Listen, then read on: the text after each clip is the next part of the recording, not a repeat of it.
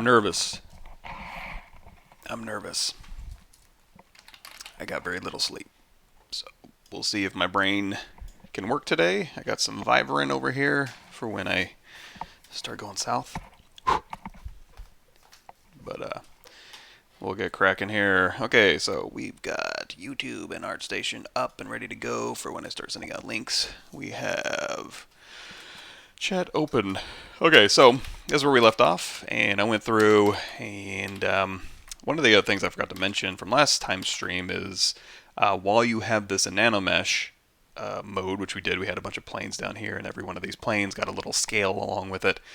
You can UV it while you're doing that as well. So while you're putting these things out, you can go ahead and UV them, and then if you want to have like overlapping UVs for every single one of these pieces, that'd be an easy way to do that is while you're in nanomesh, go ahead and UV those. I didn't, but you should if that's something interesting to you. So I'm going to go through here, and I have X-symmetry turned on. And let's see what's going on here. Let's take this little, let's look at our polygroups here. These are all, have individual polygroups here, the little shell piece and the little fat body piece here. So I can go through here, and I'm going to take this piece down and just kind of, we're going to force this in just a little bit. Now I don't have move topological or move by polygroups on, but if you wanted to, you can go down here to your brush menu, auto masking, and then turn up mask by polygroups up to 100, and then any polygroup you choose will go ahead and be manipulated first, and or topological. Anything that's not vert welded, we'll go ahead and, so if you turn this on, and I grab this top scale, it's only going to move that top scale. I also have subdivision history, and this is going to be very important when we start posing, which is what we're going to be doing today. I wouldn't really put this under posing. This isn't really posing. This is just kind of laying out the masses and the forms and the volumes. But if I was going to set her up for posing, I would just kind of put her in a straight line and then pose her after the fact. And when I say posing, I don't necessarily mean going in and rigging and painting weights and blend shapes, or what do they call them? Little blend shape helpers. Man, my brain's already going. It's corrective blend shapes.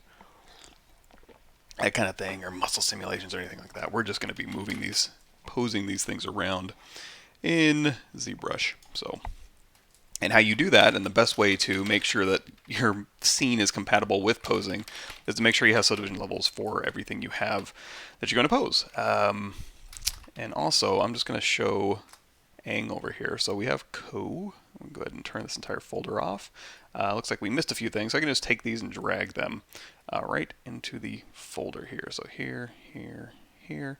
I'll go ahead and put the stalactite in there as well, and then the body. So now, if we open up Aang, looks like these little creature crawlies need to go in there too. So I'm going to hold down Shift, bent down arrow, and then throw that into the Co folder. So now all I have is avatar Aang showing. And if we go ahead and hold down Shift and turn on the colorize, you're going to see he's colorized, all that good stuff. And generally speaking, this comes up sometimes where it's like, how early do you pose? And generally, the last thing I do is pose, although if you're going to do something very, looks like I need to pull this out a little bit. If you're doing something very dynamic, it may behoove you to pose earlier, but if you're just doing kind of a general, like a, I guess I need to reconstruct subdivisions on this thing.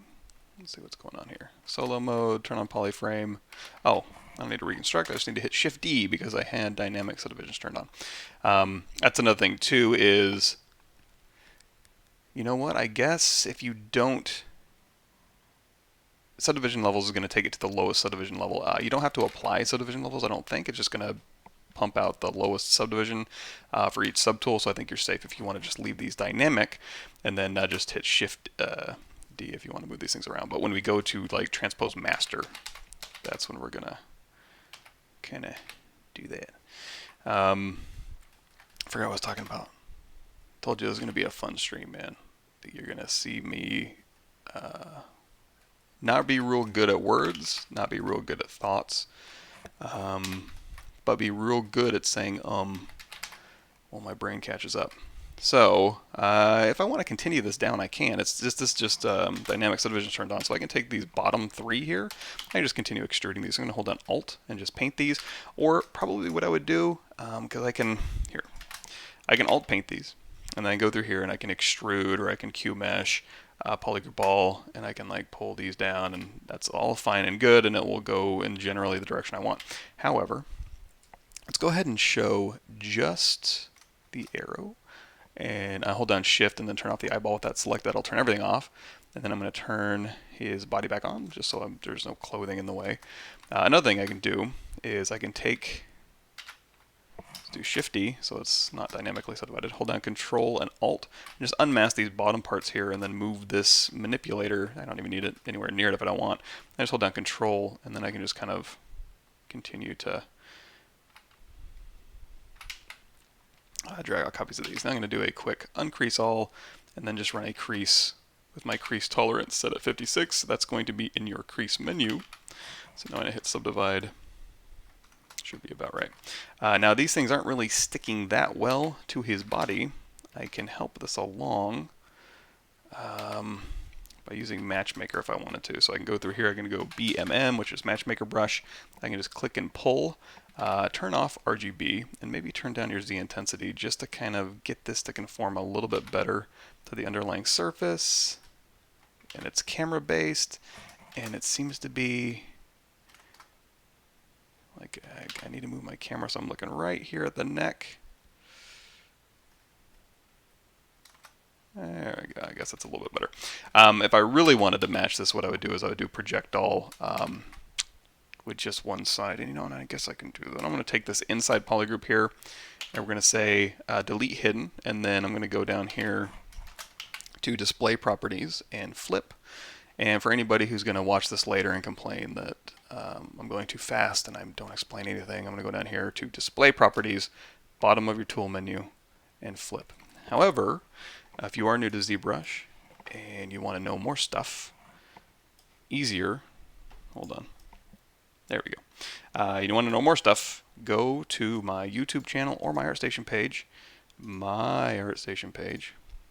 and you will see a bunch of organized ZBrush stuff. And if you want to start out with the basics, that's going to be this one, ZBrush for Ideation. And in here is 56 videos, and that'll get you up and running on ZBrush, so I'll go ahead and copy that in there. And then also my YouTube channel, same deal. Maybe not same deal. Playlist, that's the same deal. Go to my playlist, ZBrush for Ideation, click View Full Playlist here, and there you go.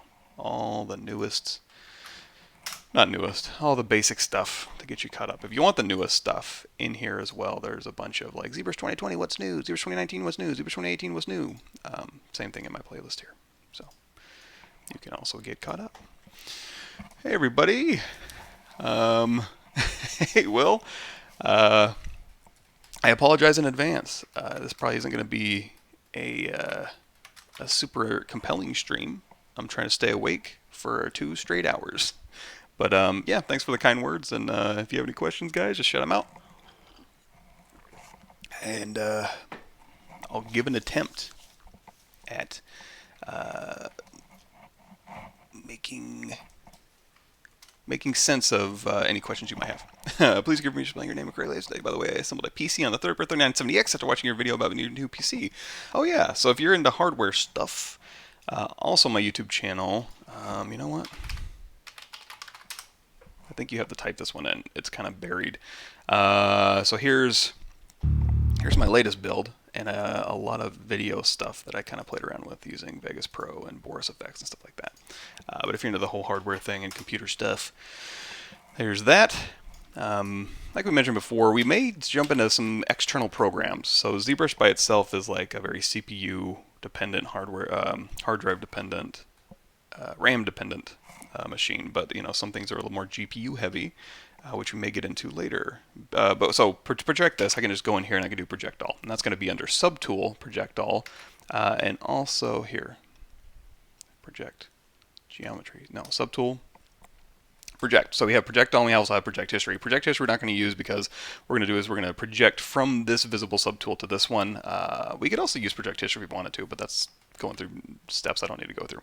I'm going to go ahead and turn off color because I don't need to get that color. So now I have this perfectly situated on there. If I wanted to do that manually, I could go into BZP, your Z Project brush, and this showed up on Facebook. What I'll do is I'll go on Facebook like once a day, and if I see something ZBrush related, I'll go through and answer that question if I can, and then I close ZBrush, or I close Facebook. So that's most of my interaction with the Facebook besides posting that I live streamed. But yeah, that came up too. It was like, how do you project verts from one object to another? That's one way to do it. Concept on Dragon and Goku will be nice too. I want to say, yeah, actually everything we did in yesterday's live stream, you can probably apply to a dragon pretty easily if it's a segmented dragon body, or even if it's not a segmented dragon body, you could. So here's the live stream full episodes, and then the last one was this one, where we basically went through and we did a bunch of control curve techniques to kind of wrap things. So you could use any one of these techniques to kind of make a dragon body that would be pretty cool, I think. Cool. What will Mike do in this situation is my go-to. What would Mike do? Well, you know what? My secret is I do everything wrong, exactly wrong every time. And that's how I learn. So that's why I'm a good right-hand man to like the tech tools team, is that they will give me stuff to play with or like new tools, and I will absolutely break everything, and I won't get it, and I'm too dumb to learn things. However, eventually I will use stuff, it will work, I will get good at it, ish. And then, since I've broken everything, I kind of know how everything works pretty well, and I'm able to document stuff because I'm not terribly smart, so I kind of have to document in order for my brain to work. And that makes it easier to onboard people later on. Because I'm so mediocre, it actually helps others. How do you deal with rejection in the century? I took a bad beating when it comes to internships and have to study a while longer because I didn't get one for the upcoming semester. That's a good one. I do have on my ArtStation page here, if you go to my blog, I do have some industry stuff in here, like college degrees and what else I got in here, how to break into the industry and stuff like that. I can put this out here too. It's got some information. I don't really have a great answer for that one, other than, well, I don't know if I have a great answer for that one. What I tend to do personally, and your mileage may vary, is I lean very heavily on my portfolio to sell who I am and what I can do. And then as far as networking goes, I only network. Let's go ahead and hit D for dynamic, and then we'll do a crease tolerance here. I only really network, and we'll do a crease level 2, smooth step level 3. We'll turn all these back on. So I only network based on like who I've worked with at work, and hopefully I haven't been too much of a jerk, and everybody kind of likes me-ish enough. And my reputation, that's how I network. It's just where I've worked and the people I've worked with is about all I do. So when it comes to like getting jobs and stuff, I'm not a real big like go to a, what do they call them, expo centers, which I guess we're not doing a whole lot of anyway. But going to your expo and showing your stuff and getting jobs and stuff, that's absolutely one way to do it. I've never done that. I'm terrible at that. I can give you a presentation in front of 10,000 people talking shop, no problem. But if you tell me to go like mingle in a room full of developers and be like, hey man, just go make friends and have some beers, absolutely not. I will crash and burn real quick. That's when I sneak out and go back to the hotel room and put on a HGTV and get room service. So as far as that part of it, I don't really know how to do much of that. I don't do a lot of that. But let's go ahead and I'm gonna tap him. I'm gonna hold down Shift and let go of Shift while I'm smoothing to do that secondary algorithm, just to kind of smooth out some of these things. It distributes the polygons over the form, so it kind of gives you a different smooth. I was noticing a little bit of his lumpy head. But to answer your question about rejection, I guess you use that, to kind of be like, hey, you know what, I didn't get it, but here's, I mean, it's going to sound cliche. It's like, and it's not a, and I swear it's not a bootstrap thing where it's like, hey man, you just get right back on the horse. And I'm not a boomer. I'm not going to tell you to go up to the CEO and shake his hand and that's going to get you your job or whatever. But yeah, I guess you can use that. And you know what? Now that I think about it, I do have something on inspiration here in my blog. And you know what? Let me do this. Let me go to manage blog here because I can send you. I can send you one that's a little bit more exact. Motivation and inspiration. I'm going to copy this one here. And that goes into another one of my famous non-answers. Famous to me. As far as like what is motivation, what is inspiration, and at the end of the day, it's really more about discipline than anything. Just like working out. If you have to be motivated to work out, you're probably not going to look very good. But if you're disciplined to work out, then you're probably going to do it more often.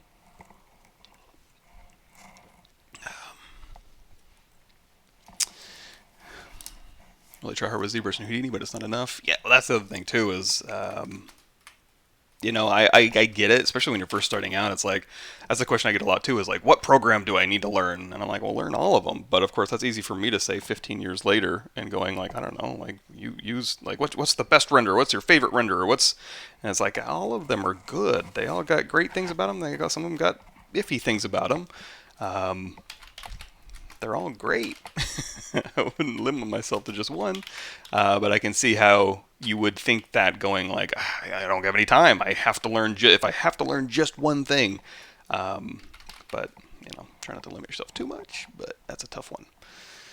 Struggle with Z-remeshing and projecting. Any tips? If you're trying to match an organic shape, is a lot easier. And then I have a lot of stuff like that too on my YouTube channel. If you go here and you just literally, if I think I just do Z-remesher. Yeah, so here's hard surface Z-remeshing, and this is going to be all about polygroups, and honestly, like booleans are going to be your friend. And if you get too complex, it's not going to be a miracle worker. There's a lot of complex stuff here, and if you're trying to get like the perfect game res with a very complex shape, it's only going to do so much. It's trying to give you nice even geometry. But as far as like remesh by Z-remesher and then Z-remeshing and projecting and cutting in edge loops and stuff, if you're getting divots or little dimples in your mesh, you can also go into your projection settings over here, and you could do a projection shell, and you can do projection distance and kind of play with those settings. But honestly, I rarely ever do that. Please tell me how to make a double action brush. Double action. What two actions are they? Maybe I can help. Hello. I just need motivation to do myself. I can't get to work on that specific pandemic. Got no source, but yeah, exactly. Especially too, it's not like the world stage is all that inspirational or motivational either. So, I wish I had a better answer for you, but it boils down to discipline more than anything, I think. All right, so we got our body here. Now we're going to pose them out. Let's go into our Z plugin here. And there's a couple different options in here. Now you could just pose him. If you're so inclined, you could go in here to like merge visible and just merge these together. Now what you may need to do is go over here to all high. So just hit this all high button and then before you merge. And then also in your Z plugin, there's a clean tool master you can download and install. Wherever that is. Here it is. And then you can go down here and you're going to want to do either and or dynamic subdivision to subdivision. So, when I had this little arrow up here, and I do Shift D and it gives me the low res version, that just means I have dynamic turned on. If I go through and merge, it's not going to get this nice smooth detail. So I need to go here to dynamic DS all, and that's going to turn on dynamic subdivisions for all. So when I merge, everything is nice and subdivided. And this is one way you could pose something, is you can literally merge everything together with the highest subdivision visible, and or you could do that individually too. With this one selected, you can go down here to geometry, dynamic, and then just hit apply, and that'll do the same thing. That'll give you real subdivisions. Anyway, now you have all of your subtools in one space, and now you can go through here and you can say, okay, you know what? I'm gonna go ahead and I can see, Control Shift A, Control Shift drag. If I want to move the hand and the shirt at the same time, since they're all together, you can mask lasso, and you can like blur this mask out. Of course, it's such high res that blurring and control clicking isn't going to get you very far. So in this case, you may just want to back that camera off, and then when you mask, it'll give you a very nice fall off. You can invert that. And now I'm moving the arm and the shirt, and let's go ahead and clean that up a little bit. So now we're moving the arm and the shirt at the same time, and everybody's happy. However, you know, now you've got to bring this back, and it's also really difficult to kind of, when you start moving this stuff around, and while I'm saying this, like this is one way you could do it, I wouldn't do it this way, but I'm just trying to show you kind of the fundamentals we're going to be talking about later. But while I'm moving this one around now, it's like, okay, now I need to move this piece up here. Let's turn off topological, and let's just kind of, oh boy, this is like a pain to move, and I'm moving around like 2 million polygons, which honestly isn't that bad in ZBrush, but if you have like a 20 million polygon mesh after you merge, boy, you're going to have a tough time. So I can kind of go through here, but you see, while I'm moving this, I'm moving around a bunch of geometry, and your movements can start getting lumpy, and next thing you know, you're moving, and it looks like he's got a shirt made of taffy, which is not the look we're going for. So this isn't ideal. And if you ever want to get your subdivision history back, you're going to have to go through each individual piece because they all have different subdivision levels, and you have to split them off, and you have to go through here, and you'll have to go like geometry, subdivision, reconstruct. And you can reconstruct back down and then bring it back. Also, if you ever had any UVs on here, it's going to destroy them because as soon as you merge a bunch of objects together, there is a merge. It's not going to destroy them necessarily. You can tell it not to when you go over here to merge. Just turn on UV, and that'll keep your UVs. However, probably in ZBrush, you're not atlasing your UVs into different quadrants, or it's going to be perfectly laid out in a 0 to 1 space. Probably every subtool is going to be in its 0 to 1. So when you merge them, they're all going to be stacked on top of each other. It's not a deal breaker. You can split them and reconstruct as well. But anyway, it's a royal pain. You probably don't want to do it that way. So let's say delete all. Let's talk about another thing. And the whole reason we have a bunch of subdivision history on all of our objects, and you know what, just to make sure we do, what I'm going to do is I'm going to go over here to all low. So now this is all the low res version of my stuff. And now we're going to go back here to merge visible, and I'm just going to take a look at this. So this merge visible gets shot out over here. I'm just going to turn this on and make sure that I don't have anything on here that's like, oops. Also, you might want to make sure that if you have any flipped, if you have anything looks like this, let's go ahead and just do this. If you have anything like this, it's like, oh, I didn't realize the pants have been flipped this whole time. You know, back in here, you need to click on these pants and go down here to display properties and choose flip. You probably had double on or something like that. So that's just something to look out for. So let's go ahead and select all these, and that's just Control Shift drag, Control Shift A, and then go ahead and flip, and then bring these back. So what I'm doing is looking for anything that's egregiously high. And probably the highest thing right here is this cloak, which isn't too bad. But you can see I have low subdivisions for everything. So I think we're in good shape. So I'm going to go ahead and say, and if you don't, then just go back to the subtool that's the offensive subtool, and then Z-remesh it, project, and then you'll have a low-res version. Also, what we need to probably do, we don't have to do it now. We can do it after we pose, but UVing stuff. So let's go ahead and say, let's delete that. And we'll go back in here to the pants. So I think we're in good shape, and now we can UV this now, or we can UV this later, and you don't even have to UV. If you're just going to be rendering in ZBrush, you don't have to UV, or if you want to put through like little cloth fibers or anything like a super high res weave, you say you want to make this like hyper real.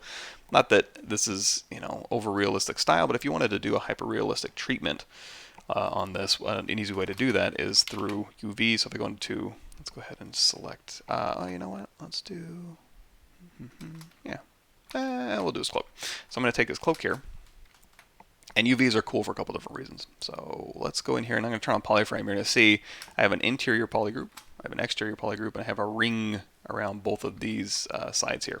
What I'm going to do, and I also have subdivision levels. So if I go up here to subdivision level 4, you're going to see I have a bunch of high-res detail, and then I have a low-res mesh. So I want to UV that low-res one. So the safest way to do that is go to Z plugin here and go into UV master. It's not symmetrical, so I'm going to go ahead and turn that off. I do have polygroups. I'm going to keep that on. and I'm going to go over here to work on clone. So that's going to dump it out to the lowest res version of my mesh here. And before I even get started, what I'm also going to do is go through here and I'm going to do a group by normals, and I'm going to pray that works. So let's say group by normals at like 30, and you're going to see what I'm trying to do is getting like this up here will be a blue polygroup, this one down here will be purple, this one down here will be a different purple, just to kind of break up those polygroups. So when I go over here and I say, hey, polygroups is turned on, it doesn't give me one long strip all the way around. Now this one down here is going to be pretty long, so I may need to break that up. And we can do that. So I can hold down Control Shift and just isolate this one, and we can go through here. And since it's just the lowest res version and there's no subdivision history, I'm able to, I can hit Control W and then go to select lasso, and I can hold down Control Alt, and I can be like, you know what, let's get rid of all these, hit Control W, and then Control W, and then Control W, and then Control W. So now I've got a bunch of different polygroups here, so that'll help me when on my UVs. Now we're going to hit Unwrap, I think. Hit Unwrap. That's going to go through and UV it for me. And then we're going to hit Flatten, so we can see these UVs. And then at this point, I can go through here. Oh, what's this? Let's say unflatten. Oh, when I did group by normals, this picked up a little normal angle.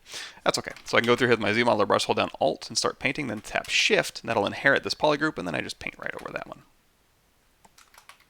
Let's unwrap again. And let's go to flatten. There we go. So now at this point, I can hit W, or yeah, go into transpose and hit Control tap anything, and I can just grab these polygroups.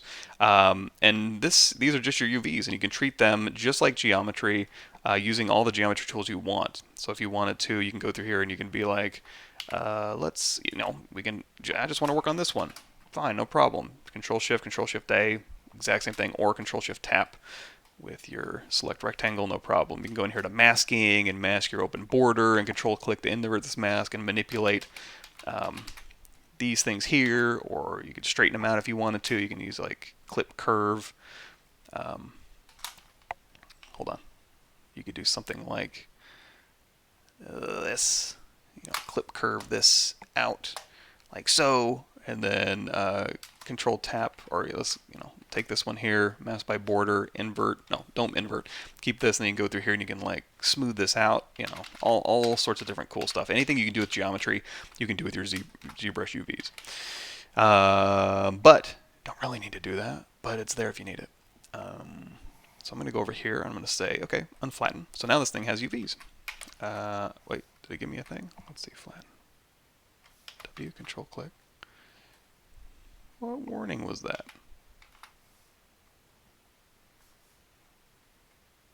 Okay, I don't know what that warning was. It went too fast. So now I have UVs on here, so I can say, let's do something else. Well, you can check your seams. Right now, the seams are going to be pretty good because it's exactly where my polygroups are. But then I'm going to copy UVs, go back to my original. I can just hit paste UVs. And it's like, well, okay, cool. Does this thing actually have UVs? Well, let's check. So we're going to go down here to our texture menu. And we're going to say create new from UV check. We're going to check these UVs. And because we had polyframe turned on, we're going to see it has UV. And you can actually export this texture if you wanted to. But we can go turn polyframe off, and we'll do another UV check here. And what this is telling us is that there's no overlapping UVs. If there was, it would be red. You can also do UV map, and you can see like a little gradient along here. Everything's looking great. So we can go ahead and turn texture off because we don't need to see that. And now we have UVs. We can go through here and do any number of things like what? Well, let's go into surface. Noise. Let's zoom in a little bit. And I'm gonna go in here. You can bring in your own alphas. So if you have a weave alpha, do I have a weave alpha? Let me think. I'm gonna move this off here because there might be some secret stuff I don't want you to see. Let me think. ZBrush 2020 Z alphas, cloth. Okay, tileable alphas. This will work. So I can bring in my own alpha, and we can be like, well, let's try. What kind of cloth would you have? Sorry, I can show these. I got these from ZBrushGuides.com. Pablo Munoz Gomez has a cloth sculpting tutorial, and it comes with a bunch of brushes and also a bunch of alphas that you can use.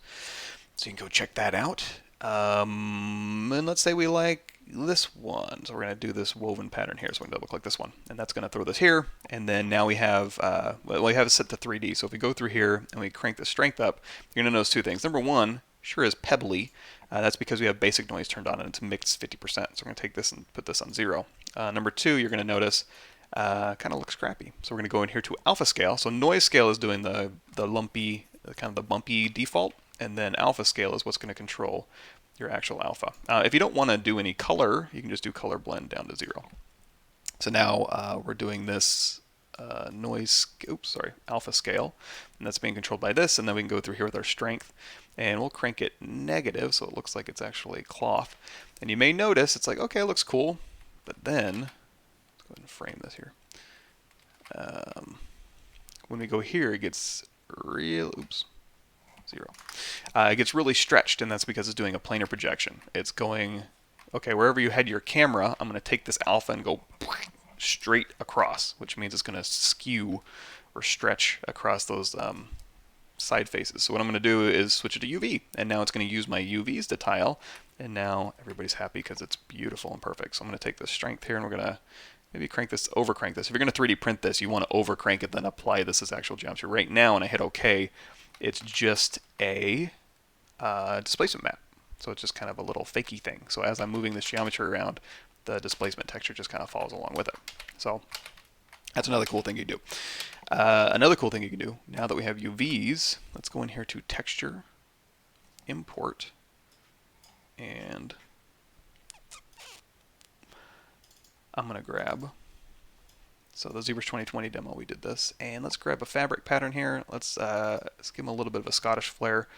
Go into Texture, grab this, add the plus sign. Let's go ahead and hold down Shift and tile this a few times. And that's Shift and then tile, Shift and tile, V and tile, horizontal and vertical. We'll do both. And then let's also turn down this opacity so we can kind of see what we're doing here. So now what I can do is I can go over here to our UV map. I can say morph UV. And then it'll morph my UV out, and then I can go through here and I can take my standard brush with RGB, and I can go through and I can paint. Also, I know it bugs some people that I use standard brush with RGB turned on. You can also use the paint brush. I'll move this in and we'll go ahead and paint the inside and these little strings too. Why not? There we go. So we're painting this fabric on here like so. And you can also sculpt if you wanted to. So I'm going to morph this UV back, and now he's got those patterns nicely painted on him. And everybody's happy.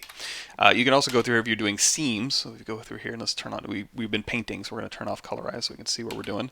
And we can also go down here, and this isn't applied to my mesh yet. So we can go down here to our surface. Go down here to your surface, and then you have noise here. So this is where you can either apply it to mesh, or you can mask by your noise, and then you can inflate through that. Now you want to make sure you have enough geometry and all that good stuff. But for now, since we're just using this as like a ZBrush render, I'm going to go through here and we'll just treat this as this. So we can also go back into edit mode. It's like, you know what? I didn't want to use this alpha. Just turn it off. I wanted to actually make it look like it was made of rocks. You can go through here and change this curve, and now it looks like he has like a plaster shoal. Or you can go in here to edit, and you can say, you know what? Change my mind. I want to use noise plug. And there's a weave in here. You can just turn on weave. There's a bunch of different stuff you can do to it. But you can use this here. Let's see. Let's do mix basic noise down to 0, plugin scale. There we go. So we can use this weave plugin. We'll scale it down and we'll crank that strength up. And you can do strength either way. So this is kind of an inverted. This is an exverted. And we'll go ahead and say, okay, let's just change that plugin scale. Plugin scale. If you make it big, it's kind of funky, but if you make it just the right size, there you go. Now he's got a little weave pattern. Now, of course, if you were going to do anything with you need to measure microns for 3D printing and stuff, this is when you go into edit, and you would want to make sure that your scale is set to kind of be maybe overcranked a little bit. Number one, so it'll read from a distance, won't turn into noise. And then also, if you turn off relative, that'll allow you to kind of crank up that noise even more. So if you wanted to really kind of push it.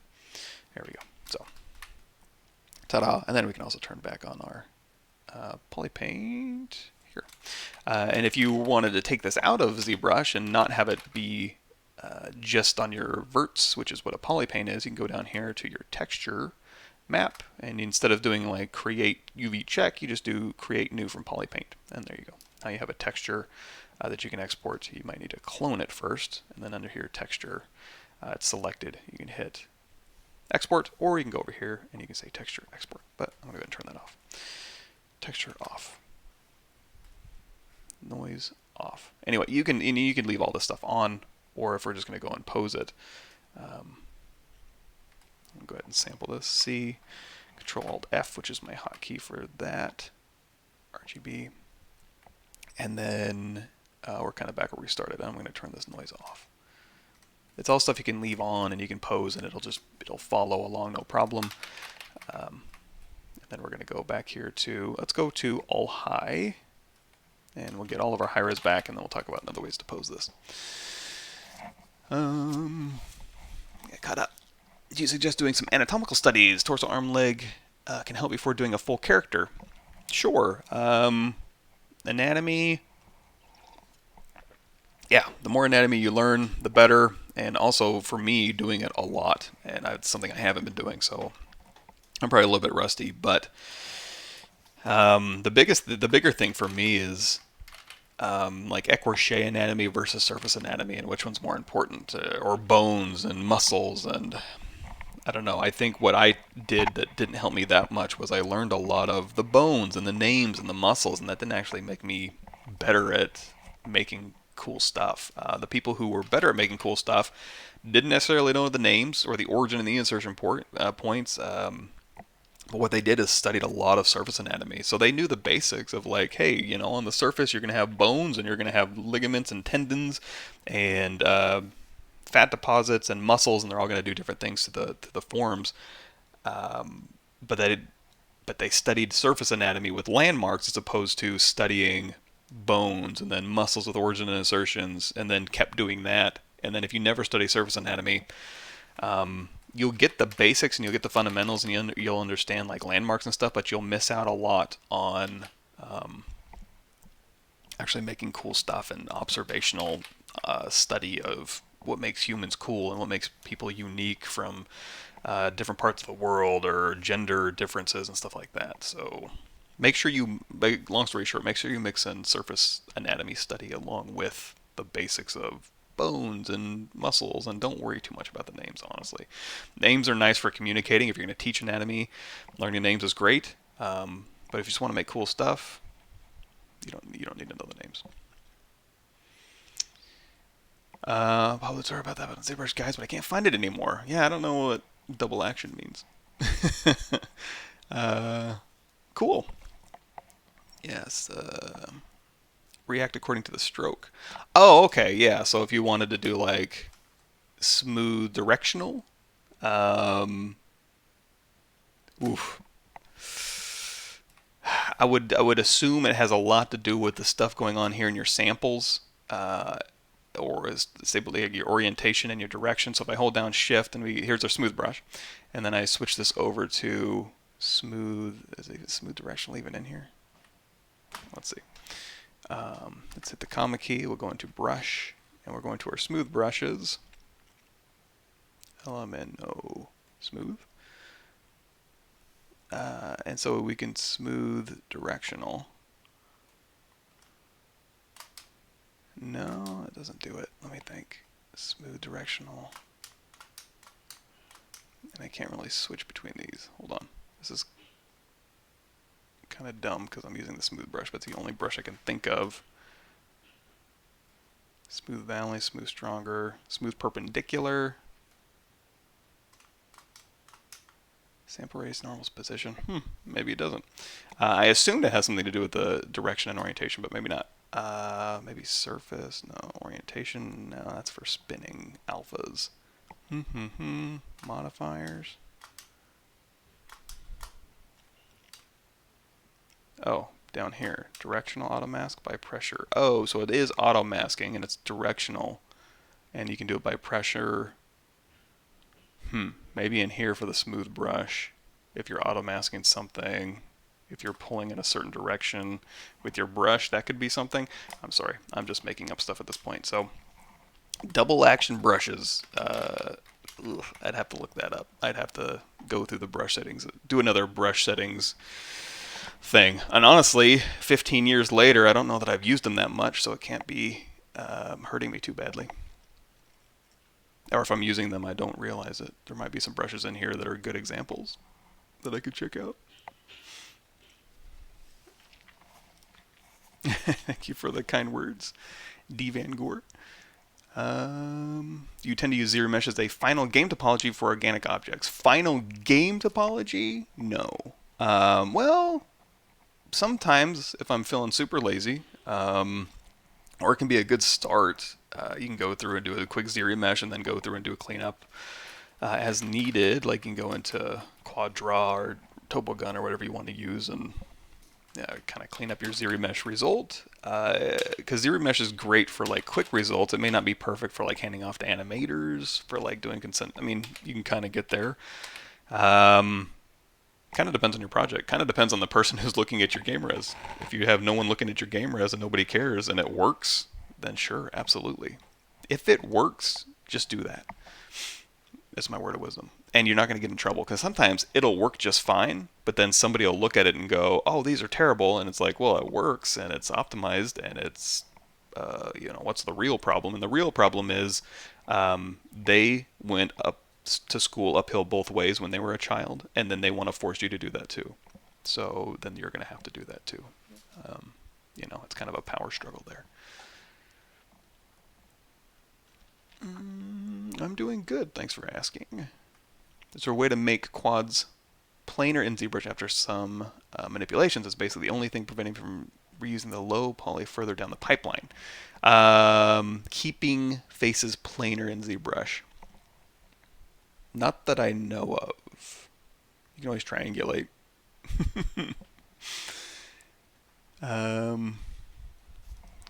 Cool, awesome. Thank you for the kind words. Venezuela.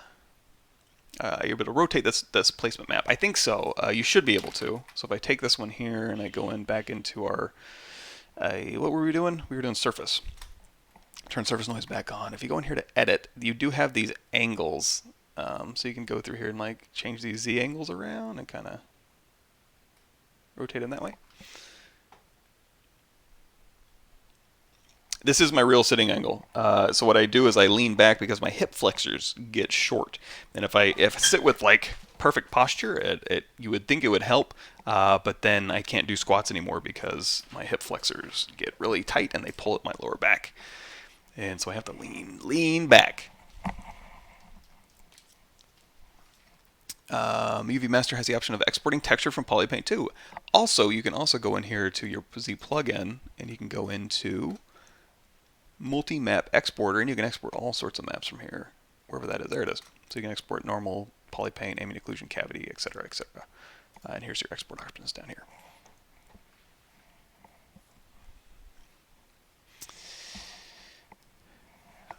Did you already show the posing parts? No, not yet. I'm getting there. I'm just trying to get caught up on these comments here.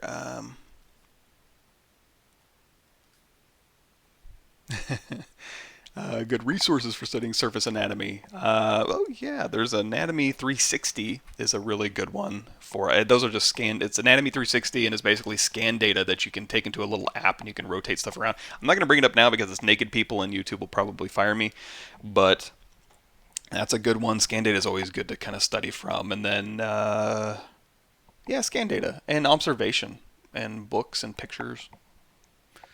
And other people's sculptures too, like Jordu Shell and Polaris and Simon Lee and so many good ones. But my brain doesn't work too good, so that's just where it stops.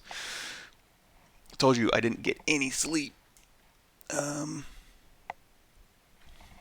mind. I remember you said this a couple years ago, but I can't remember where it was. Dynamic subdivision may not touch points that have less than 4 faces, so the surface border does not shrink if you press D. Oh, oh boy, where is that? That is tickling the back of my head, my brain.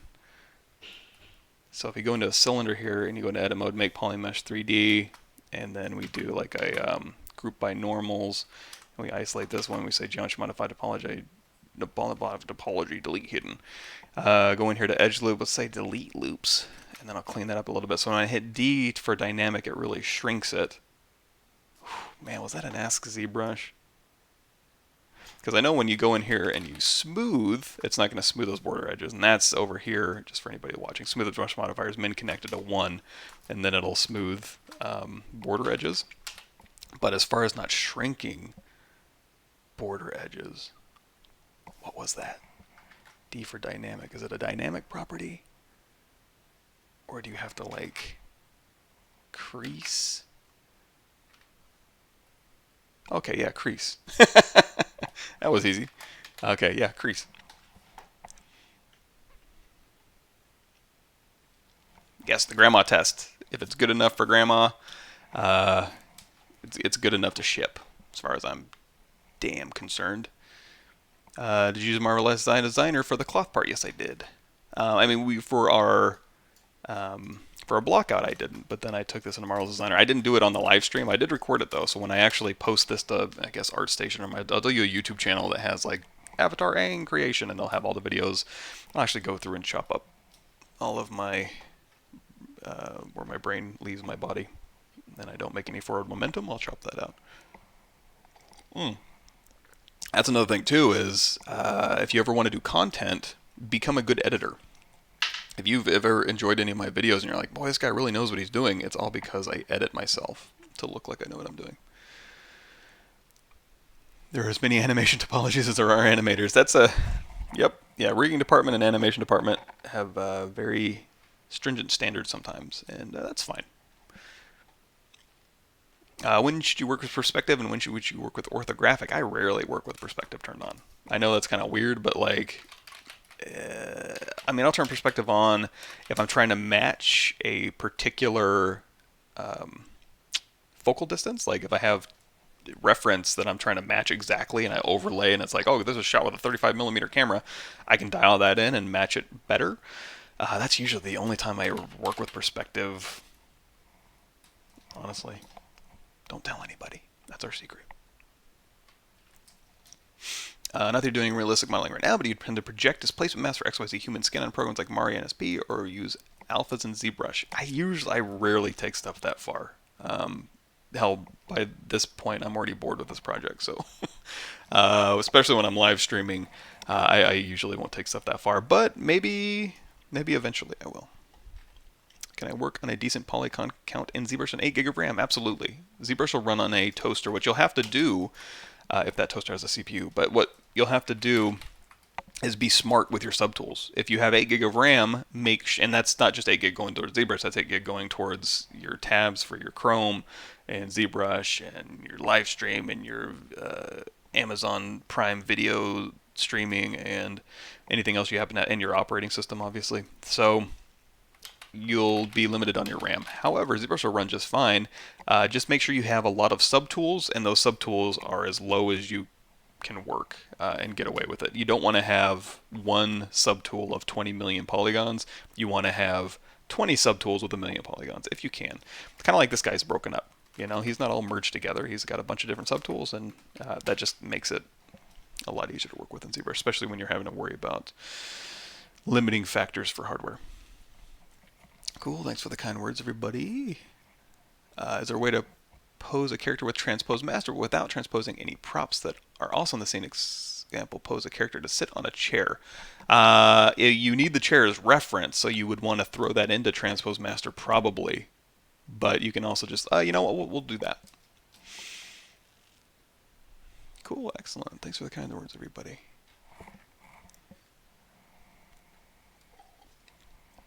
Do sculptors and studios still need to do topology as well, or is that another person's jobs nowadays? Kind of depends on how specialized your pipeline is. A lot of studios will be like, yeah, you own it. I mean, hell, there are some studios I'm sure where it's like, you own it from concept all the way to in-engine rigged and animated, and or, you know, maybe not in-engine if you're doing, you know, film rendering and stuff like that. But more likely, I would say modeling is usually in charge of the topology. generally speaking. There are certainly going to be places where it's like, yeah, you hand it off or you throw that to outsourcing, or if you're doing human stuff, you use something like WrapZ or WrapX to take or Houdini to take a base mesh that's already been approved and is perfect, and you just and it goes and it makes your good topology wrapped to your body or your head and also different heads can be batch wrapped. So look up WrapX and then it'll go through and you can batch one topology for head to multiple heads or multiple expressions on those heads, and you extrapolate those blend shape pieces like left eyebrow up and left eyebrow down. That's a boring job. Outsource that if you can, or pay somebody else to do it. And get those things into their own blend shapes and stuff from the scan data, and that way, two things. Number one, if you're using the same base mesh, you can blend between different people, and that's useful for like writing tools and kind of upstream and downstream flexibility. And also, and UVs are going to be the same too, so that gives you a lot of flexibility for doing paper doll stuff. But also, UVs and topology, and it's good topology, so it makes things very predictable for the animation team downstream. And especially if you're dealing with human heads, they don't really change that much unless you're doing stylized stuff where it's like the stylized head goes nuts, and you have very, very different types of people. If you're doing something realistic that's just a bunch of humans running around, generally speaking, you can use the same topology for male, female, heads especially. Oh yeah, he did. Did he not have eyebrows? Did I lose him? He used to have eyebrows. So whenever you're missing something, let's go through here. Oh, they're there. Okay, so his eyebrows were in the little creature section. So I'm going to go ahead and pull this right down in here. Let's put this right above his eyeballs. And then we'll go back down here. And we'll go ahead and close that off. There's your eyebrows. Good call. Sculpting, which is creative, and topology and UVs, which is far more technical. Yeah, and it's getting easier. So the tools that are coming out are getting less technical, and eventually there won't be any real technical barrier to entry. Or there's kind of isn't if you don't really care that much about exactly how your UVs are going to be optimized for certain situations. UV Master's fine. If I impose crease on the border edges, they will still deform. Huh. I mean, I just did it, right? Or am I crazy? Shift-D. So I got border edges, and I've creased them. And it seems to be... I mean, I guess what you could do, if that doesn't work, you can say, okay, let's uncrease all. Let's go in here to insert single edge loop. Let's go ahead and just put in some control loops, maybe. Yeah, you can... That keeps them pretty stable, too. Possible to make retopology by hand without adding Z-spheres. It's really annoying to add every time something, only to scale it down and hide. Well, what you can do if you're going to be using Z-spheres is instead of adding a new Z-sphere and retopologizing and scaling down, like you say, is scale down one Z-sphere, retopologize, make adapt to skin, go to switch. If you're going to retopologize a bunch of stuff, you have a Z-sphere, you're down here in topology, you're in edit topology mode, you're retopologizing, you say, okay, I'm done. Immediately go to adapt to skin and make adapt to skin, go to edit topology, hit delete topology. Move your Z-sphere down underneath the subtool that you're retopologizing, go back in edit topology mode, retopologize. When you're done, make adapt to skin, delete topology, and just keep doing that. So that way, you're not having to go through and rescale the Z-sphere every time. You just keep using the same Z-sphere over and over again. But you can use topology brush.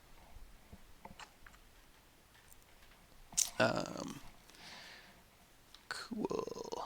How would you go about creating an armor like a breastplate? That I've gone over before. So if I go through here and we just type in armor. Armor, breastplate, not covered specifically, I suppose. But I would probably mask. Here's some armor stuff here. So here's general armor. But if we wanted to make a quick breastplate, super quick, I'm going to go through here. And it's like, you know what?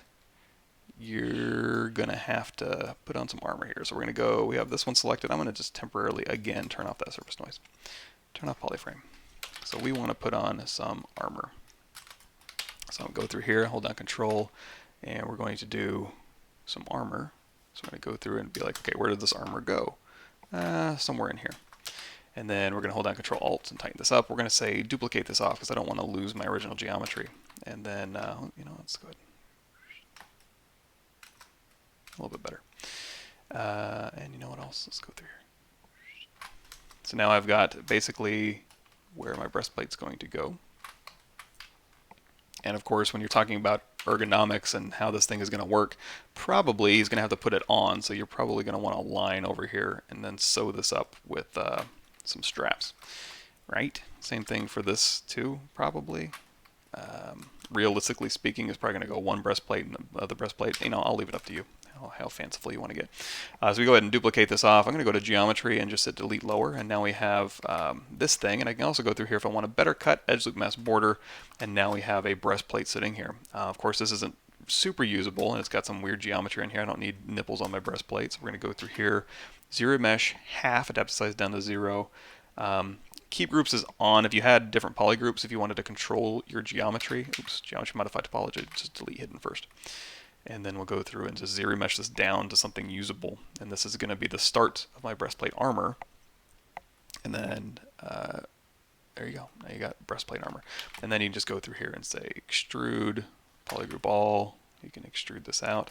You want to put a little lip on here. You can extrude these out and extrude these out, and then say crease PG, turn on dynamic, crease level of 2 or 1, smooth subdiv of 2, and you've got some sort of breastplate armor that you can go through and detail that up. And that in the armor thing that I sent you, there's all sorts of like detailing armor stuff you can apply, or you can use alphas or whatever you want. But that's one way to do breastplate armor. And then on here, like we were talking about earlier, you can go BTO for your topology brush, and you can just put straps. So we go like strap, strap, strap, strap. Here, here, here, here. Tap, split mask points. And then now we have this here. And then, you know what, let's just run a crease on here. And let's say extrude polygroup all, hold down shift, and we'll make this a little bit thinner. There we go. So now we got straps through here, and of course, you know, you may need to move these things around, or if you want to loop these over, you may have to go through here and say, okay, extrude, hold down control, pop off a copy of this, go through here and say like delete, single poly here, and then we'll say bridge, 2 holes, here to here, and we'll kind of pull these out a little bit here. So now your little strap can loop over, and then you go like BI brush insert clothing, and you can say let's put on a snap assembly onto that bad boy here, and then over here maybe we want to do, say, split mask points. Let's go ahead and turn on dynamic here, and you know, let's run that crease again. Oops, drop that crease level down. There we go. And again, crease level of 2, smooth subdiv of 3 maybe. And then you can also do like brush insert clothing if there was like a belt buckle or something you wanted to put on here. Whatever you want to do. But now he's got breastplate with straps. UV peel. That was a cool teaser. Was that a year ago? 2 years ago? Did you do animation with particles on Unreal Engine 4 like you showed on ZBrush Summit? I don't think I did any animation with particles. If anybody did, it was our VFX team. Those guys are really good at that. Me, not so much. For production, we need to retopologize in any other software, or can we get away with using Z Remesher and Z Guidelines? For production purposes, it kind of depends on your production. If your production is you, absolutely. It goes into game. If your production is people downstream from you who have very specific requirements, maybe, maybe not, probably not. How many work should be in a portfolio when hiring a studio position as a junior? I've rigged a model and animation, and yeah, that's a tough one. And I do have more stuff like that, specifically, again, back here in my blog. And it's not necessarily like animation and rigging specific, but there's some stuff in there that's like, what is it like? It's like, you want to tailor your portfolio to who you're working for, and you want to make sure you're showing them stuff they want to see for the type of work you're going to be doing there, or the type of work they do. And you don't want to put in bad stuff. I know that's a little bit difficult to tell what's good and what's bad sometimes. That's pretty cool. Breastplate, we can do a little variant there. So let's go ahead and delete this out of here, delete this out of here. Snap assembly, you're canceled. Go ahead and throw this back on. So anyway, we've been talking about transposing and moving stuff around, and boy, have I not done it at all. So luckily, this pose, he's pretty static in here. The whole point of this scene is that he's not really emoting at all. I didn't choose this scene because of that, but boy, it's actually pretty cool.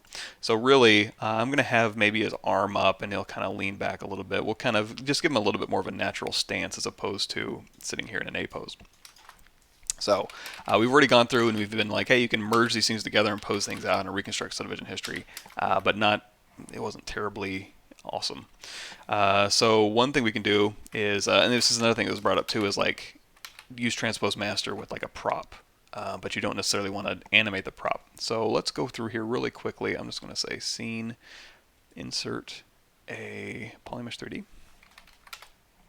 And then with that polymesh 3D selected, we're going to pull this back here. We're going to make this into a chair real quickly. We're going to go down here to initialize, Q cube. Whoops. Come on down. And we're going to turn on polyframe here. Let's go to reset, and we'll just make a quick chair. So let's simplify this. Let's say insert single edge loop, hold down Alt, and we'll say we can, oops, not delete, Q mesh, polygroup all. So we can pull these things around and make them wider or shorter, and we can say, you know what, let's just do a single poly here. So we can pull these out like so, and we'll also turn on X symmetry so we can do it on both sides. So this can be the start of our chair. And if we were going to go up the back here, let's say, you know what, let's just Q mesh this back, and then we'll Q mesh this out here. And then for the legs, you can add more cubes, or if you want to be lazy like me, we can go to insert single edge loop, and we can just put this in here, and then we'll just put this here, and I'm going to say Alt, tap, and then whoop, pull this down, and now we got a little chair. So here's the chair we want our character to sit in. Of course, we don't really, and you can also go in here and you could do dynamic and Q grid up, and then change the coverage down if you want to have that like dynamically subdivided or whatever. But anyway, so here's the chair, and here's avatar. So if we wanted to pose him to sit in that chair, we definitely can. But yeah, when we go into Transpose Master, you're going to need this in your scene, and it is going to be one more thing for you to have to deal with. But you can leave it masked probably, but it's kind of a pain. I understand. Let's see if we can. I don't really do that a whole lot, but we'll see if we can do that.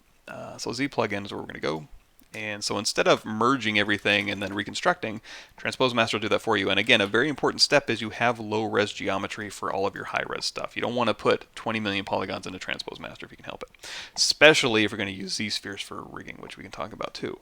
So Transpose Master over here, we're going to say T-pose mesh. Now you can also put in a Z-sphere rig if you want to, and you can store it, you can paste it, and a bunch of fancy stuff you can do here. And if you want more information on that, I have that in some of my playlists for other things, but let's see. Just do rig. Z-sphere rig wire posing. Here's posing things, whether it's topology and more. Z-sphere rig posing. I don't know if I have a lot of resources for that, but we'll do that today. So we have this here. We're going to go into T-pose mesh. And then this is T-posing, transpose meshing, mastering, transpose master meshing with without a Z-sphere rig for now. And what that did is it took all of my objects here and gave them their own polygroup. And over here, you can actually turn on groups if you, it'll keep your existing polygroups. On this one, I didn't, just because it's going to give me a new polygroup for every single object, which is perfectly fine by me. It makes that really a little bit easier, but you can turn that on if you don't like that. Also, you can turn on layer. So when you go and you post something out and then you put it back to your subtools, it's going to move your subtools. And if you want to always be able to go back to your original A pose in your subtool, it'll put your new pose into a layer, so you can turn that layer on and off. It's up to you. I'm going to go ahead and leave that off for now. So now we have everything low res.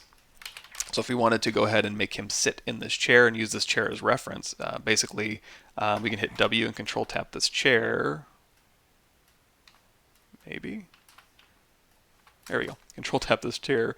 We can just move the chair wherever we need to in the scene. And then this will kind of be sitting here. Now you probably don't want to say like split hidden because it's going to change. It may change the vert order. I'm not positive on that. You can try it. I'm too nervous to. I mean, we'll try it before we exit out of here as a test maybe. But generally speaking, what I'd probably do is just hit W and then Control tap this chair and then invert that. So now I can go through here and I can start posing my guy. So basically, you know, his knees are going to bend here, so I'm going to go here. And generally speaking, you want to start from the waist, but since I'm matching a, let's go ahead and Control tap this to kind of blur that out a little bit. Since I'm matching a prop, I'm going to go ahead and do this. So we're going to go through here, and we're going to bend his knees, and then we're going to just continue masking up his body. Now, if you wanted to mask like perfectly on these subtools here, what you could do is you could also go through here, Control Shift, select rectangle, isolate it, and just mask it. So Control Tap, Control Shift Tap, and then Control Tap in your document, and that'll just mask these. And then now it'll go right along those polygroups. However, looks like I got some extra stuff. Oh, and also on his body. So here's where we need to isolate his body here, and then you just need to mask through his body here. So now I'll be able to rotate around this. However, that's probably, when you're having things follow along, probably not what you want to do. You probably want to go through here with your mask lasso and say, you know what, I'm going to bend right here, and then you can always Control click, tap if you want to make that bend a little bit nicer. And then we'll go through here. Now you may be thinking like, oh, how do I paint weights and how do I preserve volume and stuff like that? And that's just going to be corrective. It's not going to work miracles. You are going to have to go through and do a lot of corrective stuff. But if we hit W and Control tap here and then Control tap to invert this, we can scoot him forward. And you know what? We can also take this, isolate it, invert this mask, and then say, oops. You know what? Don't want this to interpenetrate here, so we can go through. And again, because we're using just the lowest res mesh here, it's a lot easier to pull around than like the original 2 million polygon version of this mesh here. So you can maintain this a little bit more. And you have access to all the sculpting tools you use here in ZBrush while you're doing this posing. So it's like, okay, I've got this. And if you wanted to go through and fix this, this is where like geometry becomes very important. You would need to have enough geometry in your pants to support doing, you know, a massive pose shift. You can also turn on X symmetry if you are like kind of what I'm doing, which is posing down symmetry, which is probably not going to happen very often in production, if at all, ever. But and again, we're just isolating these, and you can also turn on move topological or move by polygroup under your auto masking. But for now, let's just say this is what I want. This is where like corrective blend shapes would come into play, where it's like, okay, well, these pants, isolate them. We'll go through here, and it's like, well, when I bent these, oops, isolate the pants, mask them, invert that mask. And we go through here and be like, well, his knees kind of collapsed. Well, I'll go through here and just add his knees. You may be saying like, well, there's not enough detail. This is just to get the volumes where they need to go. So when you go through here and you do T-pose mesh, oops, sorry, T-pose the sub-T, it's going to go through and then pose all these pieces out. And then now you have this, and then all of these have subdivision history, so then you can go back, and this is where you have full control over like, hey, you know what, these wrinkles are going to change. So you go through here, and you turn off RGB, and you go through and you know, start with the volumes, make sure these are working okay, use inflate and stuff like that, and then slowly work up your subdivision history, and then go through and just make any corrections that you want for, you know, going through here and changing these wrinkle patterns and stuff like this, so that it actually looks like, you know, he's sitting down. You can actually go through and move this out of the way here. Oops. Turn off X symmetry. So now we're in here, we can go, you know what, these wrinkles are going to be more like this. Let's turn off RGB again. There we go. And then as we step up in our subdivision history, we just go through and again just make it a little bit more realistic. Now, if you are using Marvelous Designer, what you can do is, since we use this body here, let's alt tap this one, you can actually take this and See, you kind of collapsed in here. You can take this body that you've changed, and as long as you didn't change the vert order, which we haven't, if you brought in your avatar body into Marvel Designer and he's standing in his A pose, and then you import this as an OBJ with the avatar and you make it a, I think I have this here. Make it a, so in this here, so if you go to my playlists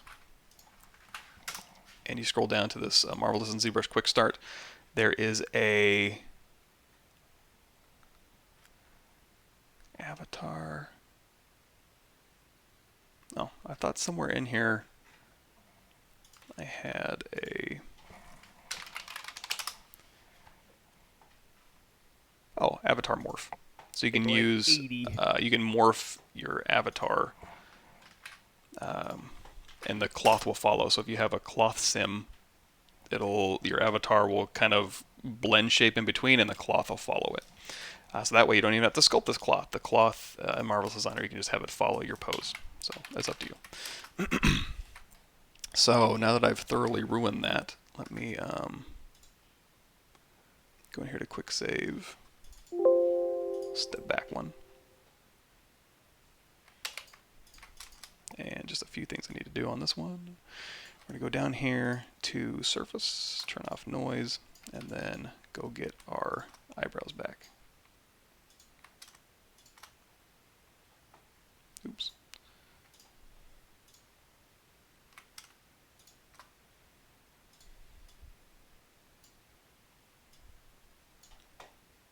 There we go. And let's go ahead and save this.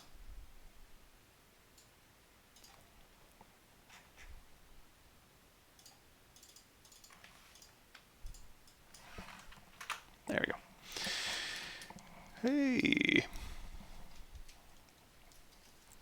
Is there a way to bring in irregularities in Nanomesh? I'm struggling to make snake scales look organic. Yeah, there's the, when you're doing Nanomesh, you obviously have the variance sliders that'll kind of twist it and shake it a little bit. However, it's still going to be the exact same scale, right? What you can also do is you can do a checker pattern. Got someone here. It doesn't have to necessarily be a checker pattern, but you can go through here, for example, let's say insert multiple edge loops here, and then let's say uncrease all, and we'll say polygroup checker. So you go, if you, oops, all polygons checker. So if you go through here and you insert like a certain scale on this polygroup and then another scale on this polygroup and add variances between them, you'll get two different types of scales with variances, so it's going to give you a little bit of organic stuff. And if you want more, you can go through here and you can do like point order, and let me see.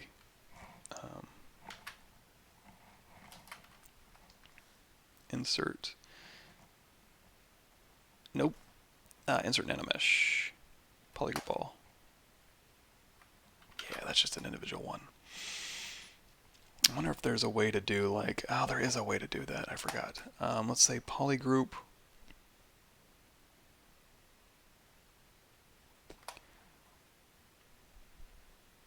That's another way to do it. And then say insert nanomesh.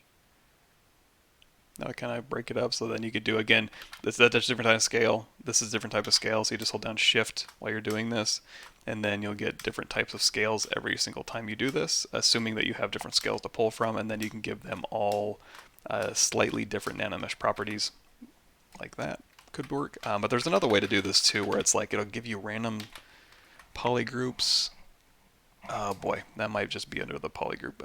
This is one of those really old things.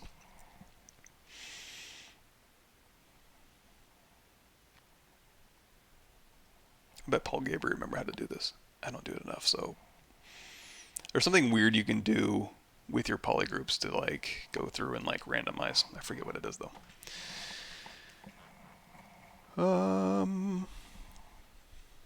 For offering faster sculpting, lifelike sculpting from photos. Photogrammetry is super fast. So basically what you'll do is you'll spend $300,000 on a camera rig and then set that up, and then you take a picture and all the cameras will fire off at once, and you have polarized lenses and lights, and then you'll get a perfect representation of a likeness. That's super fast. If you don't have access to that, then it's kind of tedious. Not my favorite thing in the world to do. So for faster sculpting, get good reference, set up your movie timeline so you can snap to different views and match your photos, and then just do that until you go insane. Working software Character Creator 3 with ZBrush. Never used it. I suppose I could check that out. How do I set up mask lasso as a default masking method? So I hold down Control, and by default mask pin is in there. So to have mask lasso be the default, one kind of, what you could do is you can go in here to mask pin and say switch the stroke to lasso. So it's still mask pin, but it has lasso selection. And then what you can do, be careful with this, hold down Control, go to Brush, Save As, and then you can go in here to, hold on.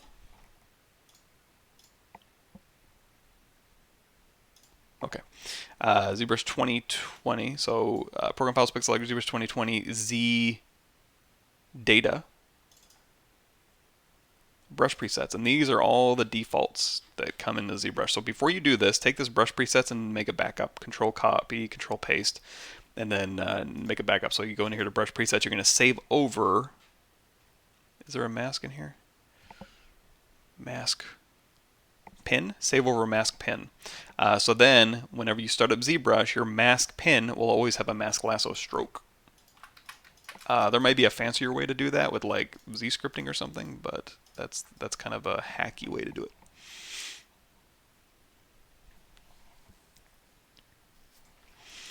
Predrag says, don't know if this is mentioned, but use the posable symmetry feature if you're going to be your friend, or if you want to break symmetry but also be able to sculpt on both sides. So basically what that is you can go in here and you have the body. Thank you, Predrag, for bringing that up.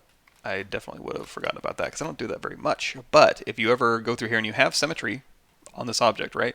And you go through here and you're sculpting with the standard brush and you want to sculpt on both sides, it'll work just fine. However, as soon as I go, let's turn off X symmetry and then hold down Control and like mask lasso, and we'll drop down to sort of level 1. So we'll go ahead and pose this out. I can move his arm up here. Pull his lat back in.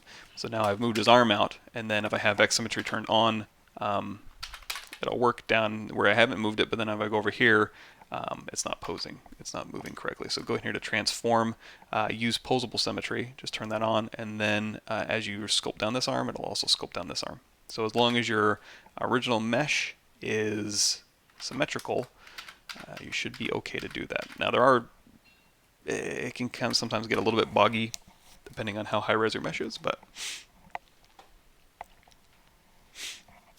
I've used the extract tool to make the cloth. Originally I did, yes. If you go back through the previous live streams, you can see the entire making of this thing. So if you go here, live stream full episodes, you can go all the way back to where we first started on this one, which is this, just one back. Okay, yeah. How would you charge for hourly one-on-one tutorials? Because there's so many ways to do things. The ZBrush one has so many questions. Oh, I'd be too expensive to do one-on-one. I do have a CGMA course, which is kind of one-on-one. It's basically one-on-one. You go through a whole bunch of content, and then you ask questions throughout the week, and then I can give you feedback at the end of the week, 10, 20 minutes worth of feedback, and then we have an hour live QA. If that's interesting to you. But yeah, one-on-one feedback, probably not. This is probably the closest thing I would do to that. How do you set up your reference? For reference, just kind of around my computer, I use Quadro Reference Viewer, Quadro. Gumroad. You can get this for free. It's just you can use PureRef if you want to, but I like to put things around. I don't like to be limited, and also I like to have different. I like to have a couple different copies of something with some zoomed in, some zoomed out, and on different sides of my screen around programs I work with. So this works a little bit better for me for that.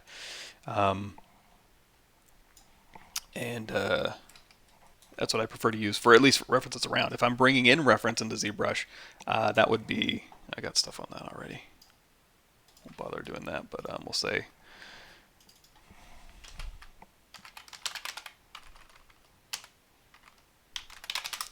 I tend to use Spotlight for my reference, like Spotlight reference modeling would be one way to do that. It's kind of an oldie, but something like that. For characters, should I start with high poly or low poly? I would say for organic sculpting, you should start as low as possible, and then kind of like a sketch. You don't start a sketch by dialing in the poor detail, right? So when you start a sketch, you get the loose volumes and the shapes and the forms and the directions, and then you refine as you go. Exact same thing for organic sculpting. You start with a nice loose base mesh, you dial in the proportions and the volumes, and then you subdivide or you dynamesh at a higher resolution or any number of ways, and then you get higher resolution as you go. Now, as far as like for modeling characters, like should I start with the game res and then do the high res? I rarely, if ever, do that. I don't worry about the game res if I can help it. I mean, I worry about the game res as far as the design goes to make sure that like the design can support the fact that it's going to be a game res eventually, and it can't have certain design aspects if it's going to be a certain poly count. But as far as like worrying about like, oh, let me make a cylinder and then sculpt on that cylinder in ZBrush, I haven't done that in 15 years. Some people still do, so I won't tell you not to do it, but I personally don't. Cool, thank you for the kind words, Henry. Did you try Quixel Mixer for texturing your own assets? I did not. I haven't gotten into texturing in a while. I haven't actually done any art in a long time, really, that's worth talking about, unfortunately. But maybe one day I'll get back into making stuff for a living as opposed to going to meetings. That'd be cool. All right, so I do need to pose this guy out. One other way we could do that is we can go to Transpose Master. We can use a ZSphere rig. So we can go into ZSphere rig. Anything that's visible on your screen is going to be posable. So we're going to go in here with a ZSphere rig this time. We'll say T-pose mesh. And I don't generally use ZSphere rigs, but you can. It's kind of cool. You can go in here and you can hit W and you can move this into place, and we can scale it down, and we can just start putting a rig in our character. So I can go through here and I can hit Q to go into draw mode, and here, and we can start making this rig. So we're going to go through here and we'll hit Q. And we'll hit Q, and you can do fingers and stuff too, but I find those much easier to pose, not with Z-spheres. Just pose those to transpose, mask, or transposing, mask and transpose, or gizmo. And then here through the hips, like so. And then here. And you can make these smaller if you want. You can scale them down. It's not going to change too much as far as like where the influence is going to go. We can go through here and you can make a quick rig. It's actually been a while since I've done this. I assume I'm doing this the correct way. I guess we'll find out, huh?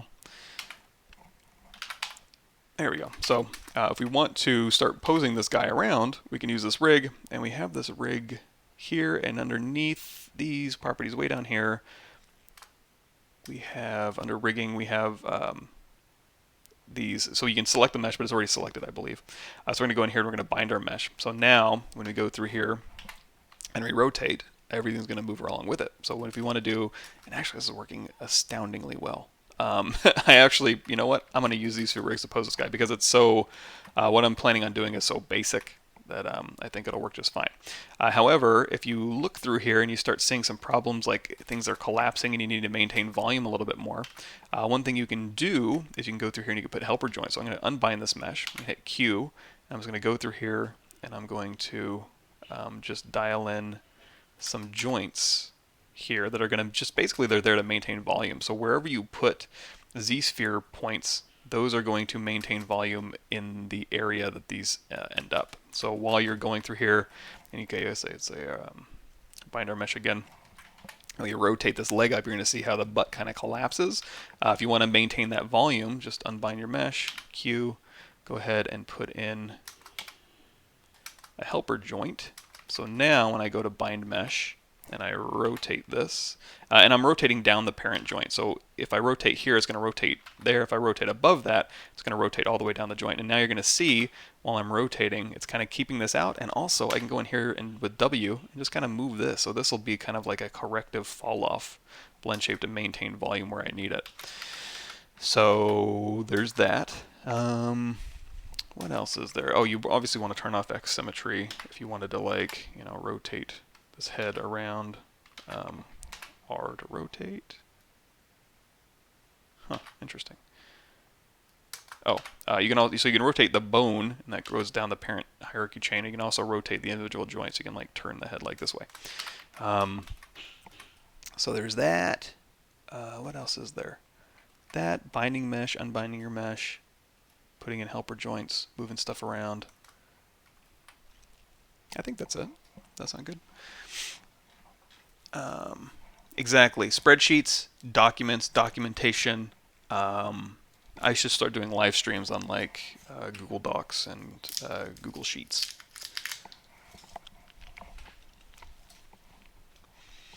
The rig sometimes influences the props even when masked once you've done release the pose if you've done transpose masked with multiple subtools. Oh yeah, I could see that happening, Henry. I wonder, that's, you know, why I didn't do ZSphere rigging with a prop in the scene is because I had a feeling, like you said, I would almost have to put a helper joint, like if I wanted to seat him in a chair, I would have to go through here. Yeah, let's turn on X symmetry again. I would literally probably have to go through here and like put a helper rig up the chair shape just to maintain those verts and not move them as I tried to move this guy around. Something tells me that would probably be what I'd have to do. I wonder what you could, if you were, yeah, your transpose rig here, but if you did want to use something in your scene, like, let's turn on this, let's turn this off. Hopefully this doesn't break anything. So if I wanted to, I'd be like, you know what? I'm going to use this for reference. So this is about where I'm going to be in my scene. So I'm going to do Shift S. Same thing for like a chair. If you wanted to just like, you know, capture this object, or you know what, you can go out of edit mode and drop it to your canvas. And then let's go back into our transpose scene. Actually, wait, let's go back in here.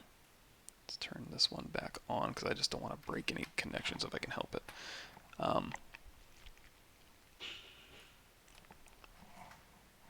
Oops, go back in edit mode here.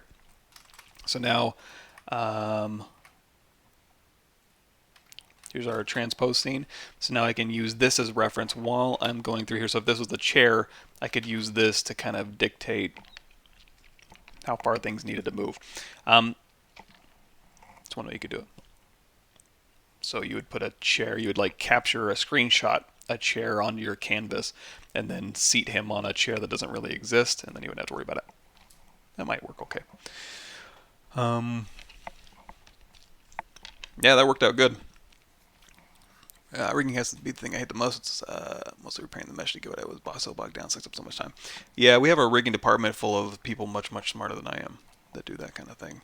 It's kind of cool. I like watching good people work with rigs and create them. It's amazing skill to have. I just don't really have that skill. I can use the ZSphere method on a quadruped character. Absolutely. In fact, in my my video here, use for it. Another use for it is actually not. Meet, you know who really hates the sound of their own voice? This guy. Let's see. Yeah, this video right here, actually I use the dog, the default dog. If you want to use the dog, hit the comma key, go in here to tool, and you can just grab that dog and rig that up. So you can do all sorts of cool creature rigs if you wanted to. Okay, so we have the ZSphere rig, and it's kind of reaching out and grabbing his arm. So what I'm going to do, I'm going to break symmetry by tapping X. I'm going to rotate this in. First,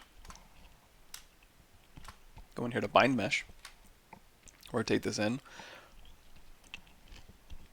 And we're going to lean his head back just a bit.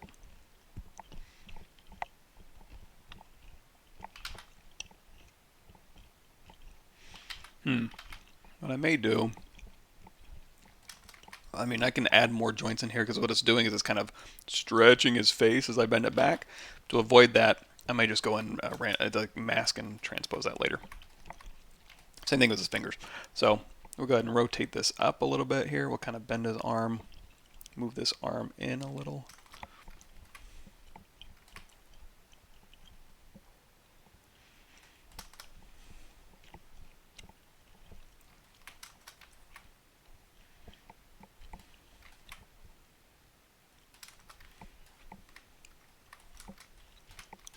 And yeah, let's kind of bend this up a little bit more.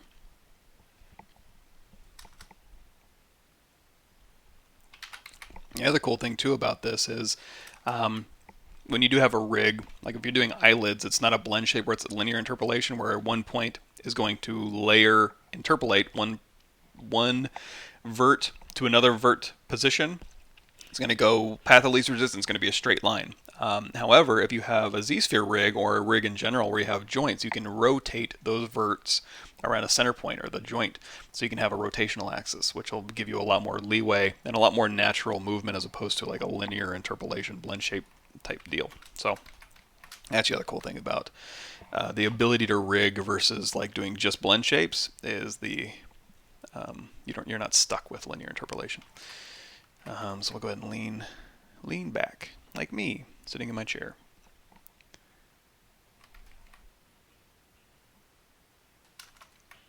And also, generally speaking, I should have mentioned this before, you kind of want to start from the middle. So start from the hips and kind of go out from there.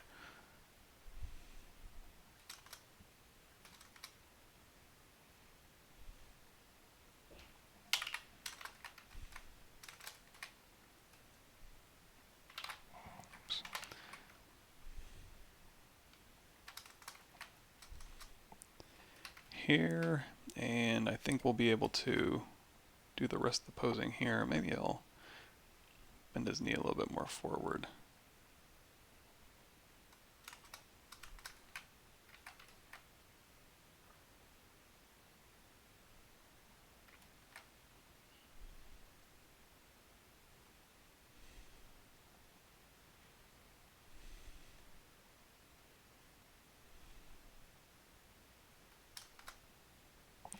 And again, this hand, all the hands and fingers and stuff I'll pose a little bit later.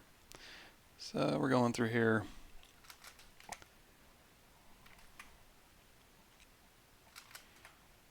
And let's say this is about what I want. So I think we're okay. Good enough. So now what I'm going to do is go in here to we can store this transpose mesh rig, we can paste it later, we can save out a version of this rig if we want to bring it in later, or if you just want to start with a humanoid rig, you don't have to go from scratch, but you can see how fast it was to make it, it's not a big deal. So we have this, now let's hope we can go here to T-pose to sub, and it'll go through and no matching data. Okay. Because again, we did kind of go through here and do some weird stuff. So anyway, so now we've got this guy semi-posed, and we need to do some hand posing. We need to go through and do some corrective shapes. If we turn on our poly paint, you're going to see, oh no, this kind of separated. So we can, again, we still have access to these. And what I like to do is go down to all low first. There we go. So you can literally go through here at the lowest subdivision level and just kind of just massage things into place. You know, these things can all be, and then we'll alt tap on the shirt here and we'll pull this out. And again, this is the kind of thing where it's like, okay, these wrinkles are going to change because his arms moved. So now, you know, the tension points of the cloth are going to change and the gravity is going to change. So all this stuff has to be updated. Now, that's not to say like, oh, I have to do all these corrective things. Like, why don't I just rig? Well, if you wanted to do a rig that did all this and kept your corrective blend shapes and had dynamic cloth properties and did muscle simulations and skin sliding over the muscles, that would be a weeks-long process. Or if you've never done it before, months or years-long process. So at that point, it might seem like a lot of like, oh, tedious work, but at the end of the day, if it takes you a couple hours worth of corrective sculpting versus a couple weeks or months of making a perfect, beautiful film quality rig for posing your character, maybe weigh it. If you're that good at it, then by all means do it. If you're not, pick and choose your battles. So here's another instance too where we can go through and it's like this weighting kind of grabbed a little too much. So we can go through here and mask and then control tap to really blur that mask out a bit. Let me just pull this back in a little bit.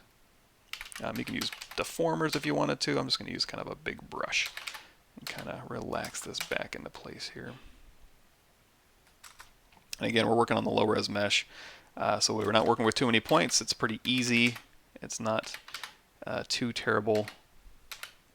and we can kind of maintain and make this look deliberate. Like all these points that we're pulling, we're trying to keep it like, hey, you know what? We're meaning to put these verts where they're going. We're not haphazardly kind of doing it. We're thinking about how things are hanging and how gravity is affecting the stuff and all that good stuff. So we'll go through and we'll kind of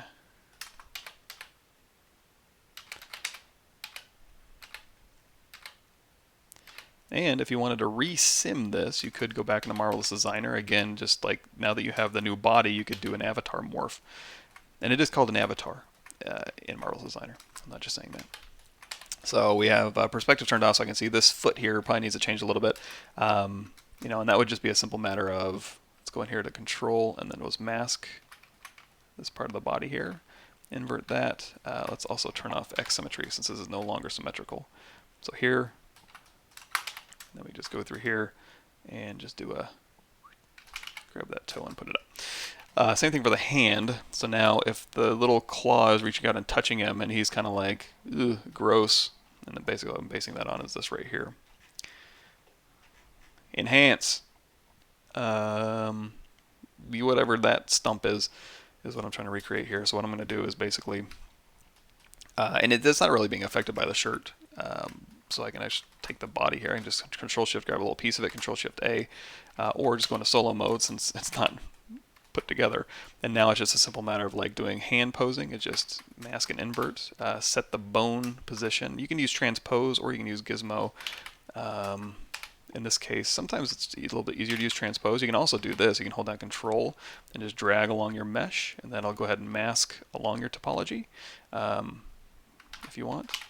In this case, what I'm going to do is I'm going to put a little bit more of an elbow in here. So like when the arm bends, now this is the body. So is the body super important to go in and fix? No, probably, especially if you're going to be like just 3D printing this, and you're not going to do a shirtless version. Fix the cloth. This isn't really that important. But while we're talking about anatomy a little bit, so basically when you bend your arm, let's open up Photoshop here. Oh man, what time is it? 7:36. Okay, we still got time. Cool. Okay, so let's see. Let's say Control N. Okay. Come on, Photoshop. There we go. Let's say.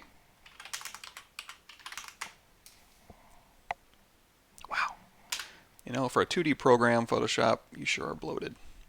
Okay, and you know what? Let's go in here to our brushes, and let's go down here to our tech pens, classic ink box.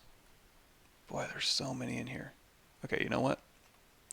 Let's grab a really boring one. So Shift 7 and 7, and we have this turned on. Go ahead and put a layer.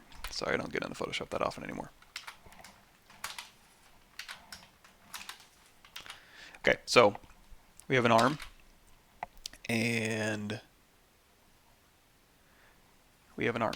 So basically, if you have an arm like this, and it's kind of out like this, and it's like, okay, here's our arm, and here's our finger, and here's our little deltoid and stuff like that. You know, kind of depending on how your arm is positioned, here's the little muscles in there. And you know what? Let's do...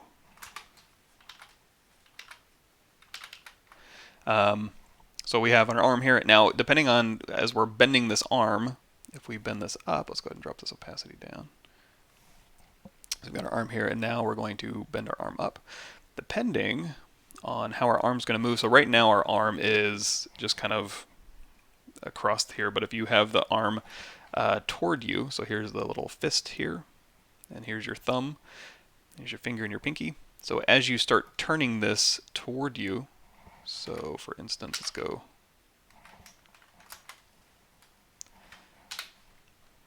really towards you here. So here's your arm and your thing. This is like kind of coming, and you can kind of do this too. So if you bend your arm and then you move your hand away or towards you, as you put your hand towards you, this is going to kind of peak here, and then there's going to be a little space, and here's your your deltoid and your triceps. So your triceps, what happens a lot of time too is this is activating here. This is kind of deactivating on the other side. This is an opposing force here in your tricep. So instead of it being like, here's my ripped tricep, really it's going to be like just kind of a nondescript volume. And then this is really going to be a point right here where your elbow is. And then you've got your flexors and your extensors and then your flexors on the other side. So now this is what it's going to look like. However, if you have an arm,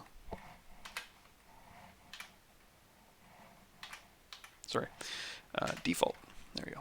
So you have an arm like this, and we're going to bend this arm, and again, this ulna is going to kind of make this elbow point right here, and then the points of your humerus. You've got your humerus here, and you got your lateral and medial epicondyle. Your medial is on the inside of your body, your lateral is on the outside of your body, and then if we're looking from the back here, you have your radius and your ulna. Your ulna is going to be this big olecranon of the ulna is going to be this little thing right here, and then your radius is going to be on the outside, and that's going to kind of what twists over. So over here is always going to attach to your thumb, and your ulna is always going to attach to your pinky. So as I bend my arm forward and then I move my hand away, like I'm doing a cool pointing to the beach move, this is where your bicep's actually going to be pulled along here, so it's actually going to flatten out. Instead of peaking, when your hand rotates this way, it's actually just going to be like a long pull. Same thing, your triceps are still not activated, they're still kind of stretched, they're not compressed, and this bicep is going to be a little flatter, and it's going to be a little bit of a tighter curve in here. And then your flexors will kind of peek through a little bit more. So there's your olecranon of the ulna, and there's your radius, and then it's always going to follow your thumb. So when you're in here's your arm, here's your wrists, and here's your hand here, and you've got your humerus right through here, and then you've got the radius here, and this is going to attach to your thumb. So here's your radius going down your wrist, and then here's your thumb, and then here's your ulna, that's your elbow on the backside, and that's going to attach to your pinky. Radius is going to go from very thin up the top to kind of thick down here, and then this is the opposite for the ulna. It's going to be very thick up here and then very thin as it connects. However, when you rotate this over, your humerus isn't going to rotate. It's going to stay the same. However, this little radius thing is going to kind of pivot on it's got like a little ball and socket.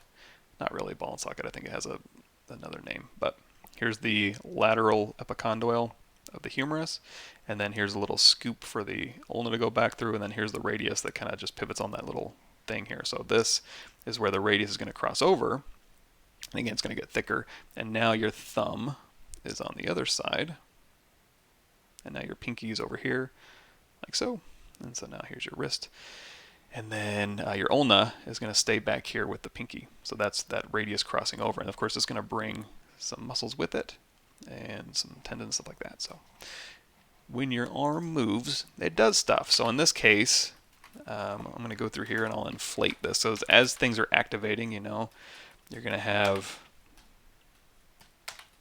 your biceps activating a little bit, your flexors and your extensors. I'm going to take my smooth brush. By default, my smooth brush, let's bring our brush down here, is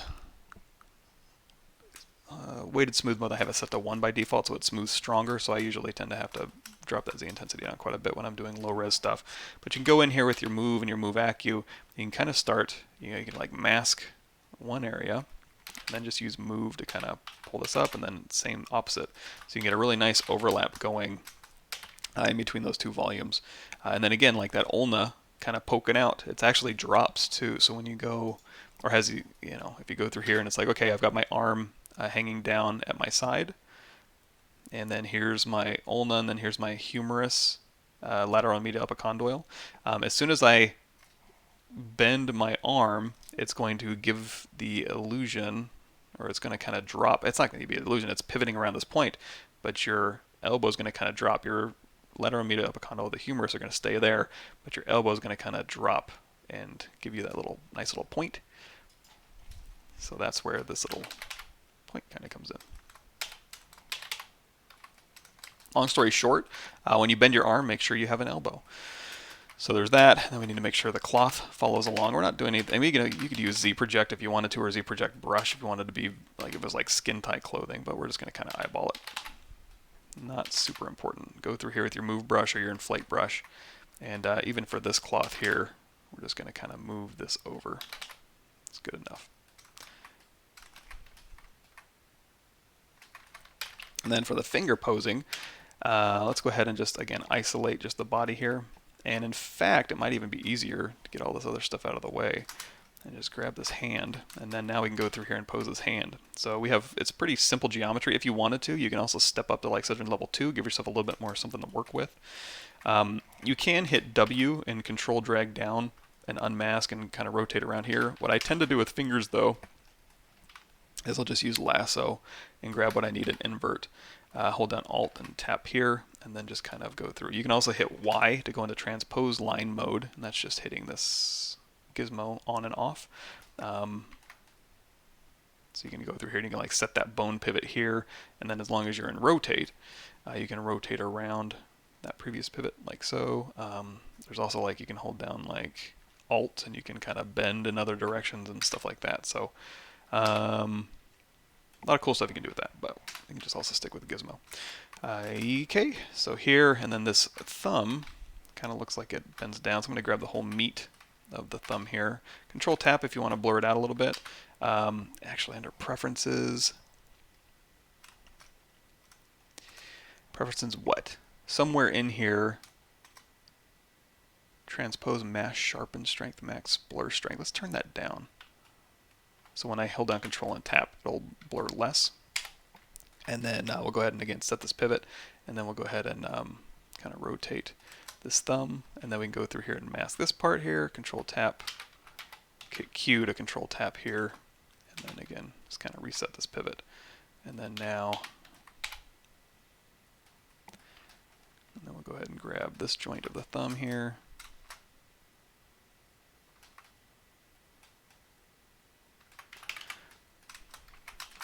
And also, same thing on the other side, you never want to leave like your hand just kind of hanging loose there, especially since it's got a very unnatural pose. Now, since I do have polygroups here, I can use these to my advantage. I can like grab this, and I can mask just the palm if I wanted to, but in reality, probably what I'm going to do, in this case, I'm going to hold down control and just drag, and then drop this here, kind of just rotate this out just a bit, maybe back. And then if you just put your arm down by your side, you know, you may see that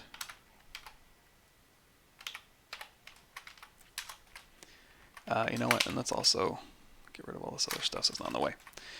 You may see that like the finger may kind of bend out a little bit, and then this knuckle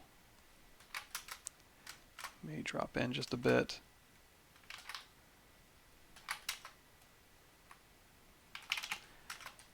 And then these, if you ever see a Renaissance painting, you'll notice that a lot of times, you know, these two fingers will be grouped. And if you, and really it's just like, well, how do you do a relaxed hand? Literally just relax your hand and kind of look at it and be like, okay, and then the pinky kind of flares out a little bit, and maybe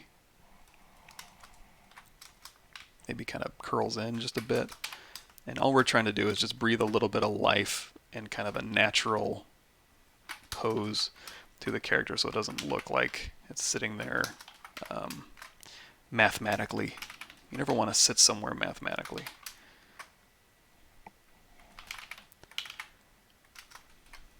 And actually, let's take both of these. Let's kind of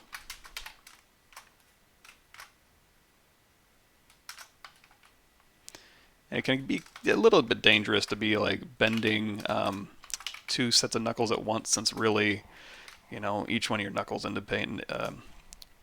operates independently of the other. But I think it's fairly safe to do that.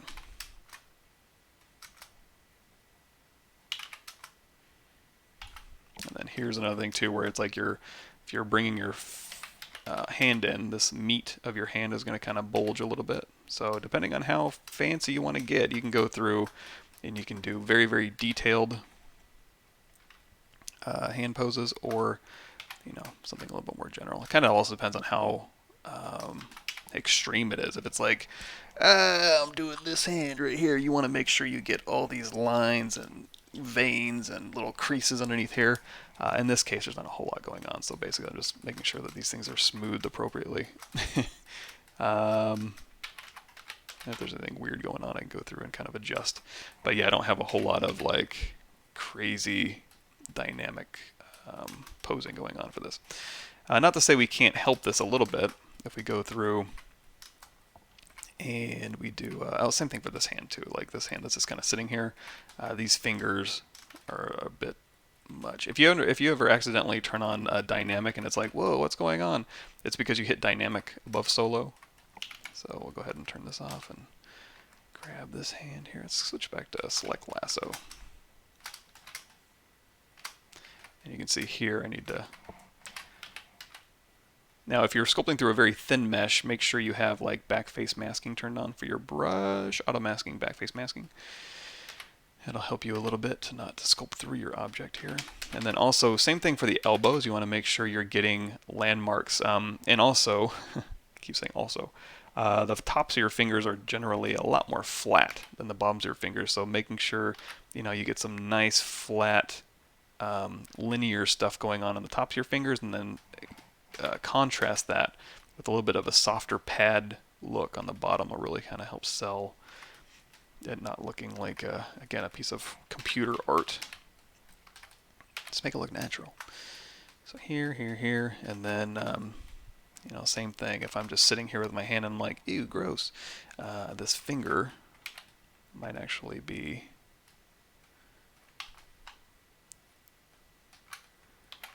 kind of out a little bit. And then this knuckle.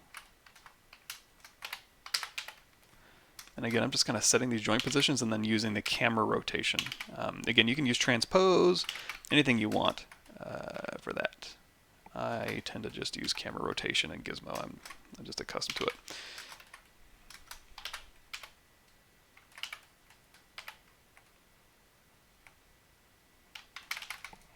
So I'm like here, and I'm coming across my body, and I'm like, this is kind of gross. And you know what? When I'm doing this, my thumb's actually kind of up. I'm going to change my mind. I'm going to go here. I'm going to be like, you know what? You're kind of up like this. Ooh, not broken though. There we go.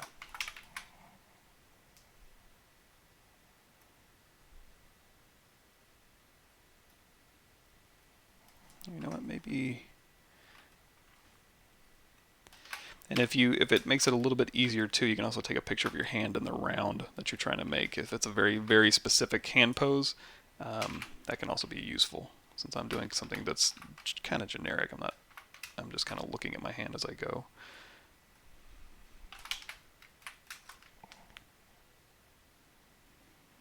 And you know what? I just love that Renaissance look, so I'm just going to do that here as well.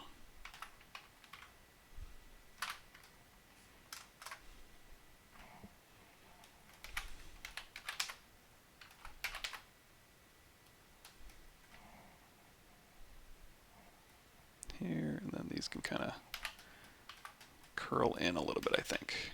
Sorry, this is kind of boring.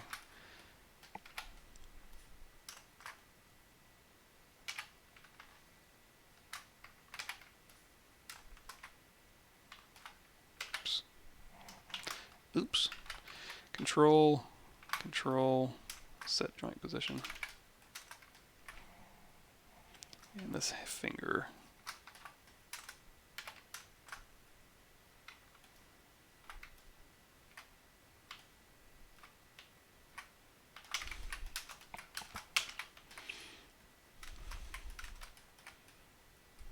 Something like that. And again, we can always go to all high or all low or individually based on the component. And you can see any corrective stuff you need to put in there. You can.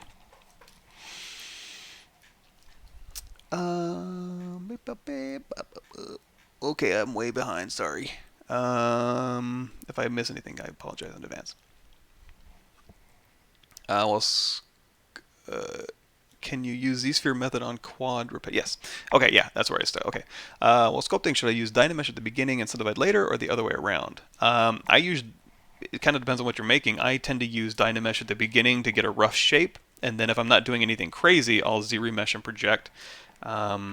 Here, there's a bunch of... Let's type in project, I think. Or maybe it's Z-remesh. Like if I'm not doing anything crazy, like I'll go through and head Z-remesh and project. So something like this. I'll start out with like a high-res mesh-ish, and then if I'm not doing any major changes, I'll Z-remesh it and give me something decent to work with, so I have subdivision history and I can UV it and I can have access to a lower subdivision. This makes things a little bit nicer.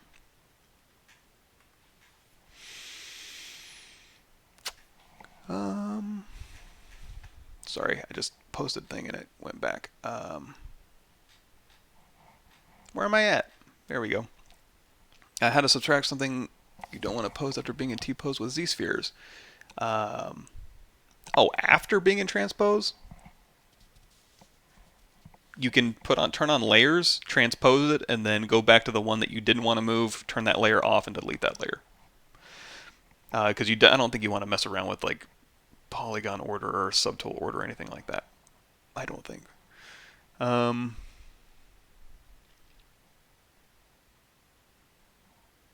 Cool. Oh yeah, so for 3D printing and specifically, so I'm streaming on my channel right now. Every first Tuesday of the month, I'll stream on Pixelogic's channel, which is this. If you want to watch the Pavlovich workshop videos, which is the same thing I have on my YouTube, but if you want this one, you can go through here. But also on Pixelogic ZBrush, if you just go to their video section and type in print, there's a ton of people on here who do, or a video section and do a Control F print.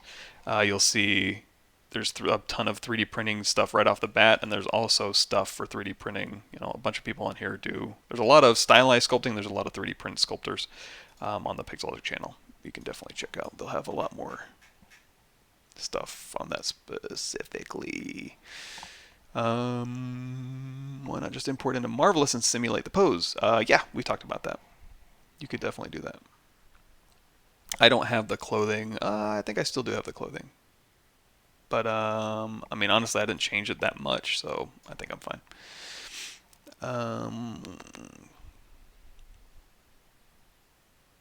Cool. Symmetrical clothing, then morph to pose from figure to A. Find it easier to create symmetric clothing and then morph to pose figure from a pose. Yeah, that's totally fine too. And clothing can be, anything you do can be perfectly symmetrical, and then you break symmetry at the end. There's nothing wrong with that. Save you a little bit of time. Cool. Does ZBrush? Yeah, and absolutely. If you're doing if you're a 2D artist and you kind of want to use 3D to supplement your 2D skills, that's so helpful. And also when you're a 3D artist, being able to, because I always thought oh, I know 3D, I can think in the round, and then I try to draw it, and I'm like, doop, doop, doop, I'm a toddler. So it takes a bit of study on both sides to help. It's good to do both. I need to draw more.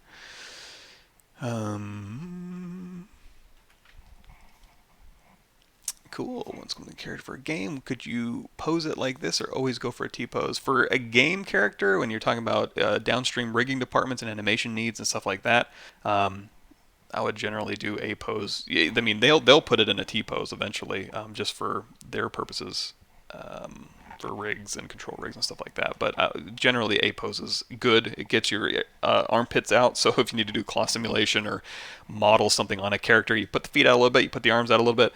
And then the rigging team can go through and do any T-pose stuff they need to do. And boy, this cloth kind of got away from me there a little bit.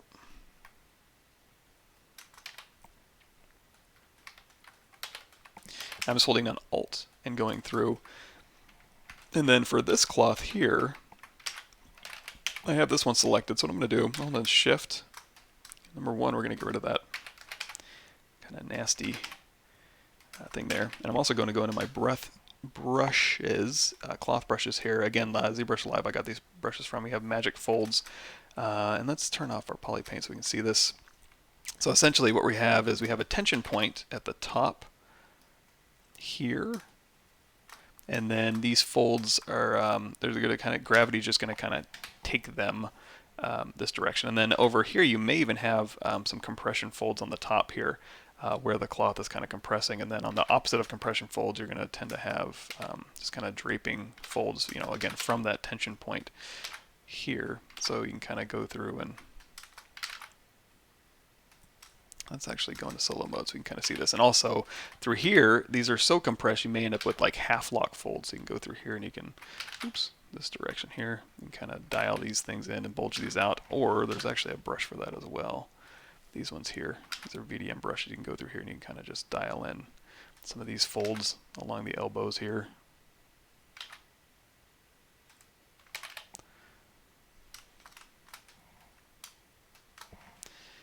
And there's also a, oops, I like this X folds as well. So along the top here, if you want to kind of, and this is going to be extreme, but if you wanted to kind of go through here and kind of dial in some compression folds, this will break up the surface for you a little bit. Again, depending on the type of cloth, the folds may or may not be that extreme, but so here's this, and you can kind of go through here, knock this down. You can also drop your resolution if you want to do a little bit more primary folds first. And then we'll go through here. And again, we have compressions on the top, tension folds here, so we can kind of go through here and kind of dial in some folds that are kind of coming down the arm like so. And that way, and then you can go through here and you can enhance some of this stuff here. Let's go into our standard brush. We can kind of smooth out these, and then we'll kind of go through it. And in fact, let's use the inflate brush and hold down Alt because we just want like a soft fall off a little bit here. And we're going to go through here and just kind of increase the contrast between some of these wrinkles here. So I've got compression and hanging folds like so. And then over here, we're going to lose this compression. So let's drop this down to something level 4.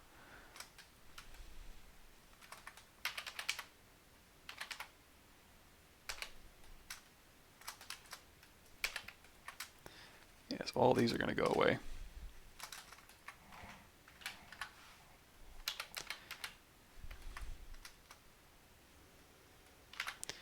And the person jackhammering my neighbor's pool is back for week 3. I don't know if you can hear that through the headphones or not, but 3 weeks. So when you're in Central Texas and you're wondering, why do these trees look so scrubby? How come nothing grows taller than 20 feet in Austin? The reason is because we have 2 inches of topsoil and 500 feet of bedrock. And that's why when you get a pool put in, that's why number one, nobody has any basements. And number 2, when you get a pool put in, it takes 3 weeks worth of jackhammering to put in like a 4-foot deep pool. Cool, let me get caught up here. I'm thinking about to call it a day. Cool, good to see you guys. Hey, Papa. Sorry if I missed anything. Modifying subdivisions mentioned brushes include smooth brush. It's in lower subdivision. It destroys polypaint data with some kind of color change glitch. If I switch back to higher subdivision, ooh, if it's a glitch, it might be put in a. I mean, I know, like, just anybody watching this, if you hold down Shift, turn off RGB if you don't want it to touch your polypaint. But if it's a glitch, if there's something systemically wrong with ZBrush, that might be more of a. Actually, this looks a little bit weird too. That might be more of a put in a ticket to see if they can't fix it, or they might already be aware of it. So I'm going to take this and I'm going to relax some of this here.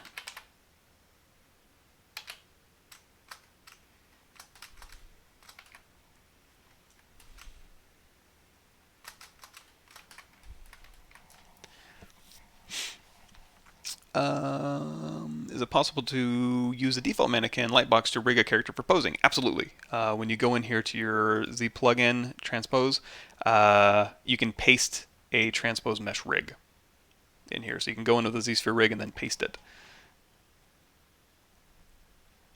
Yes. I think 3D is even easier for most people. It's easier for me. Like if you told me, hey, could you draw this with perfect cloth and stuff, I'd be like, I can make it with perfect cloth in a couple hours, then I can pose it out. And actually, that's another thing you can do too. One of my, let's see.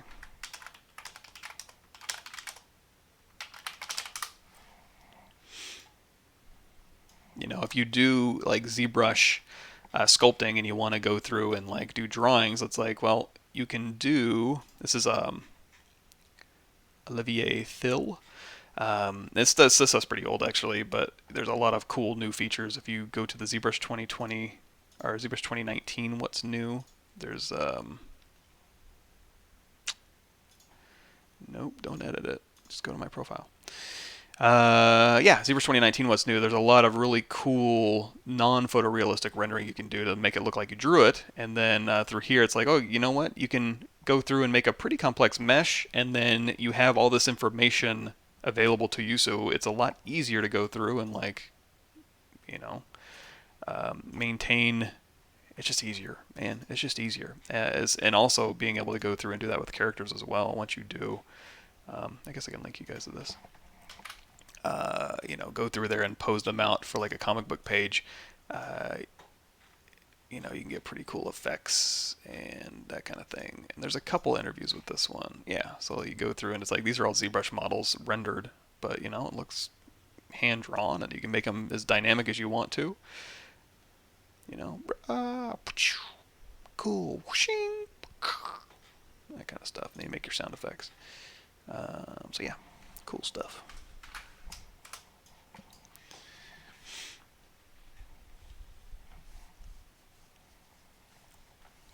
Who earns more, movies or games? The person working for themselves, probably. If you're really good and you're not working 9 to 5, sky's the limit. If you're working 9 to 5, I mean, it's varying degrees of how much you make an hour, which, if you're making an hour, like, you know, Jeff Bezos doesn't worry about what he's making an hour, right? Do you have any tutorials on sculpting cloth? I don't personally, other than just my live streams kind of messing around, but ZBrushGuides.com does. Glad you have a Ryzen. Well, thank you.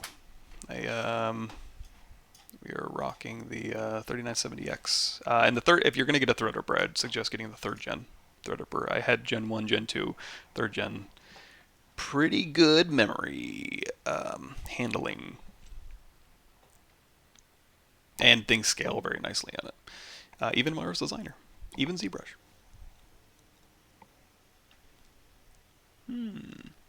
I want to increase the thickness of the border edges of the clothing like the sleeve. Is there a quick way to do that?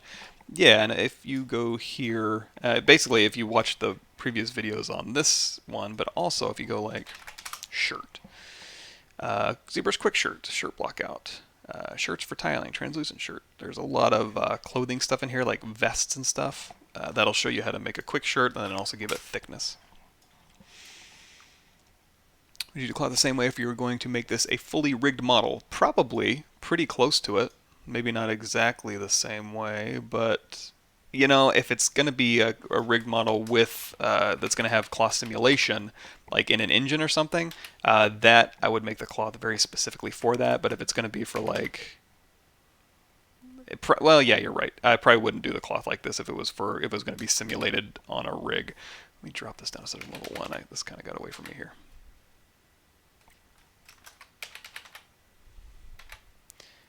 And even at this point, if you watch the making of this cloak here, I can take this whole top part here and extract thickness and reconstruct the subtools history if I want to. If I like messed up my inside meshes or something like that, as long as you have one side with all the detail, you can get the other side back. You can do a morph diff, all the stuff we've talked about in the previous years. I've been doing this for years on YouTube.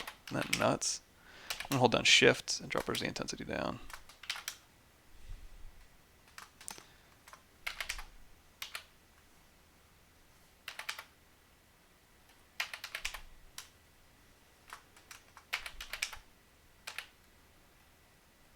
And what I'm trying to do with cloth too is make sure that it hangs in a natural way. As soon as you start doing this kind of stuff, you know, unless there's something in there making the cloth do that. It's not going to be motivated by itself to go in that weird angle. So that's where cloth starts looking like gummy. You want to kind of avoid that if you can. So go through here and smooth. Smooth this out here. Anyway. Yes. Yes, Marvel's Designer. This is ZBrush here, though. Thanks, RSO. ZBrush course very helpful for me. Excellent. Glad to hear that. Michael, I was wondering what you do professionally. Professionally, I do spreadsheets and go to meetings. I work at Certain Affinity as a director of character art. So I do all sorts of stuff. But you can see more of that here on my RSation page.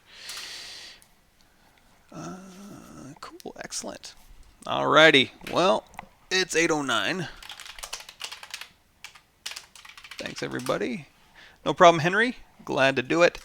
And you know what? I may take this. I mean, I usually render or live stream once a month, but I may take this in and do a little bit of recording to kind of take this home and go through. I mean, this detailing this out is going to be pretty easy. Throwing UVs on everything, throwing it into like V-Ray or something, or even just using ZBrush to render, probably be pretty easy. But you know, at least now we've got him posed. Posing her is going to be even easier. I don't even have to go into Transpose Master. I can just go in here to these individual legs and pose them out, as you've seen. Detail her out. She's looking fairly standard, I think, as far as like what I want her to look like. I think that'll work. And then kind of wrap it up. So what do you recommend to practice to get better at 3D modeling? You find something you want to model and model it. You're going to learn a lot more like trying to do something and like say, hey, I want to model this. And then you go through and you model it and you're going to fail a bunch and you're going to do things the wrong order, but you're going to learn a lot. And the more you learn, the better it gets. Cool. Excellent. No problem, everybody. And have a good rest of your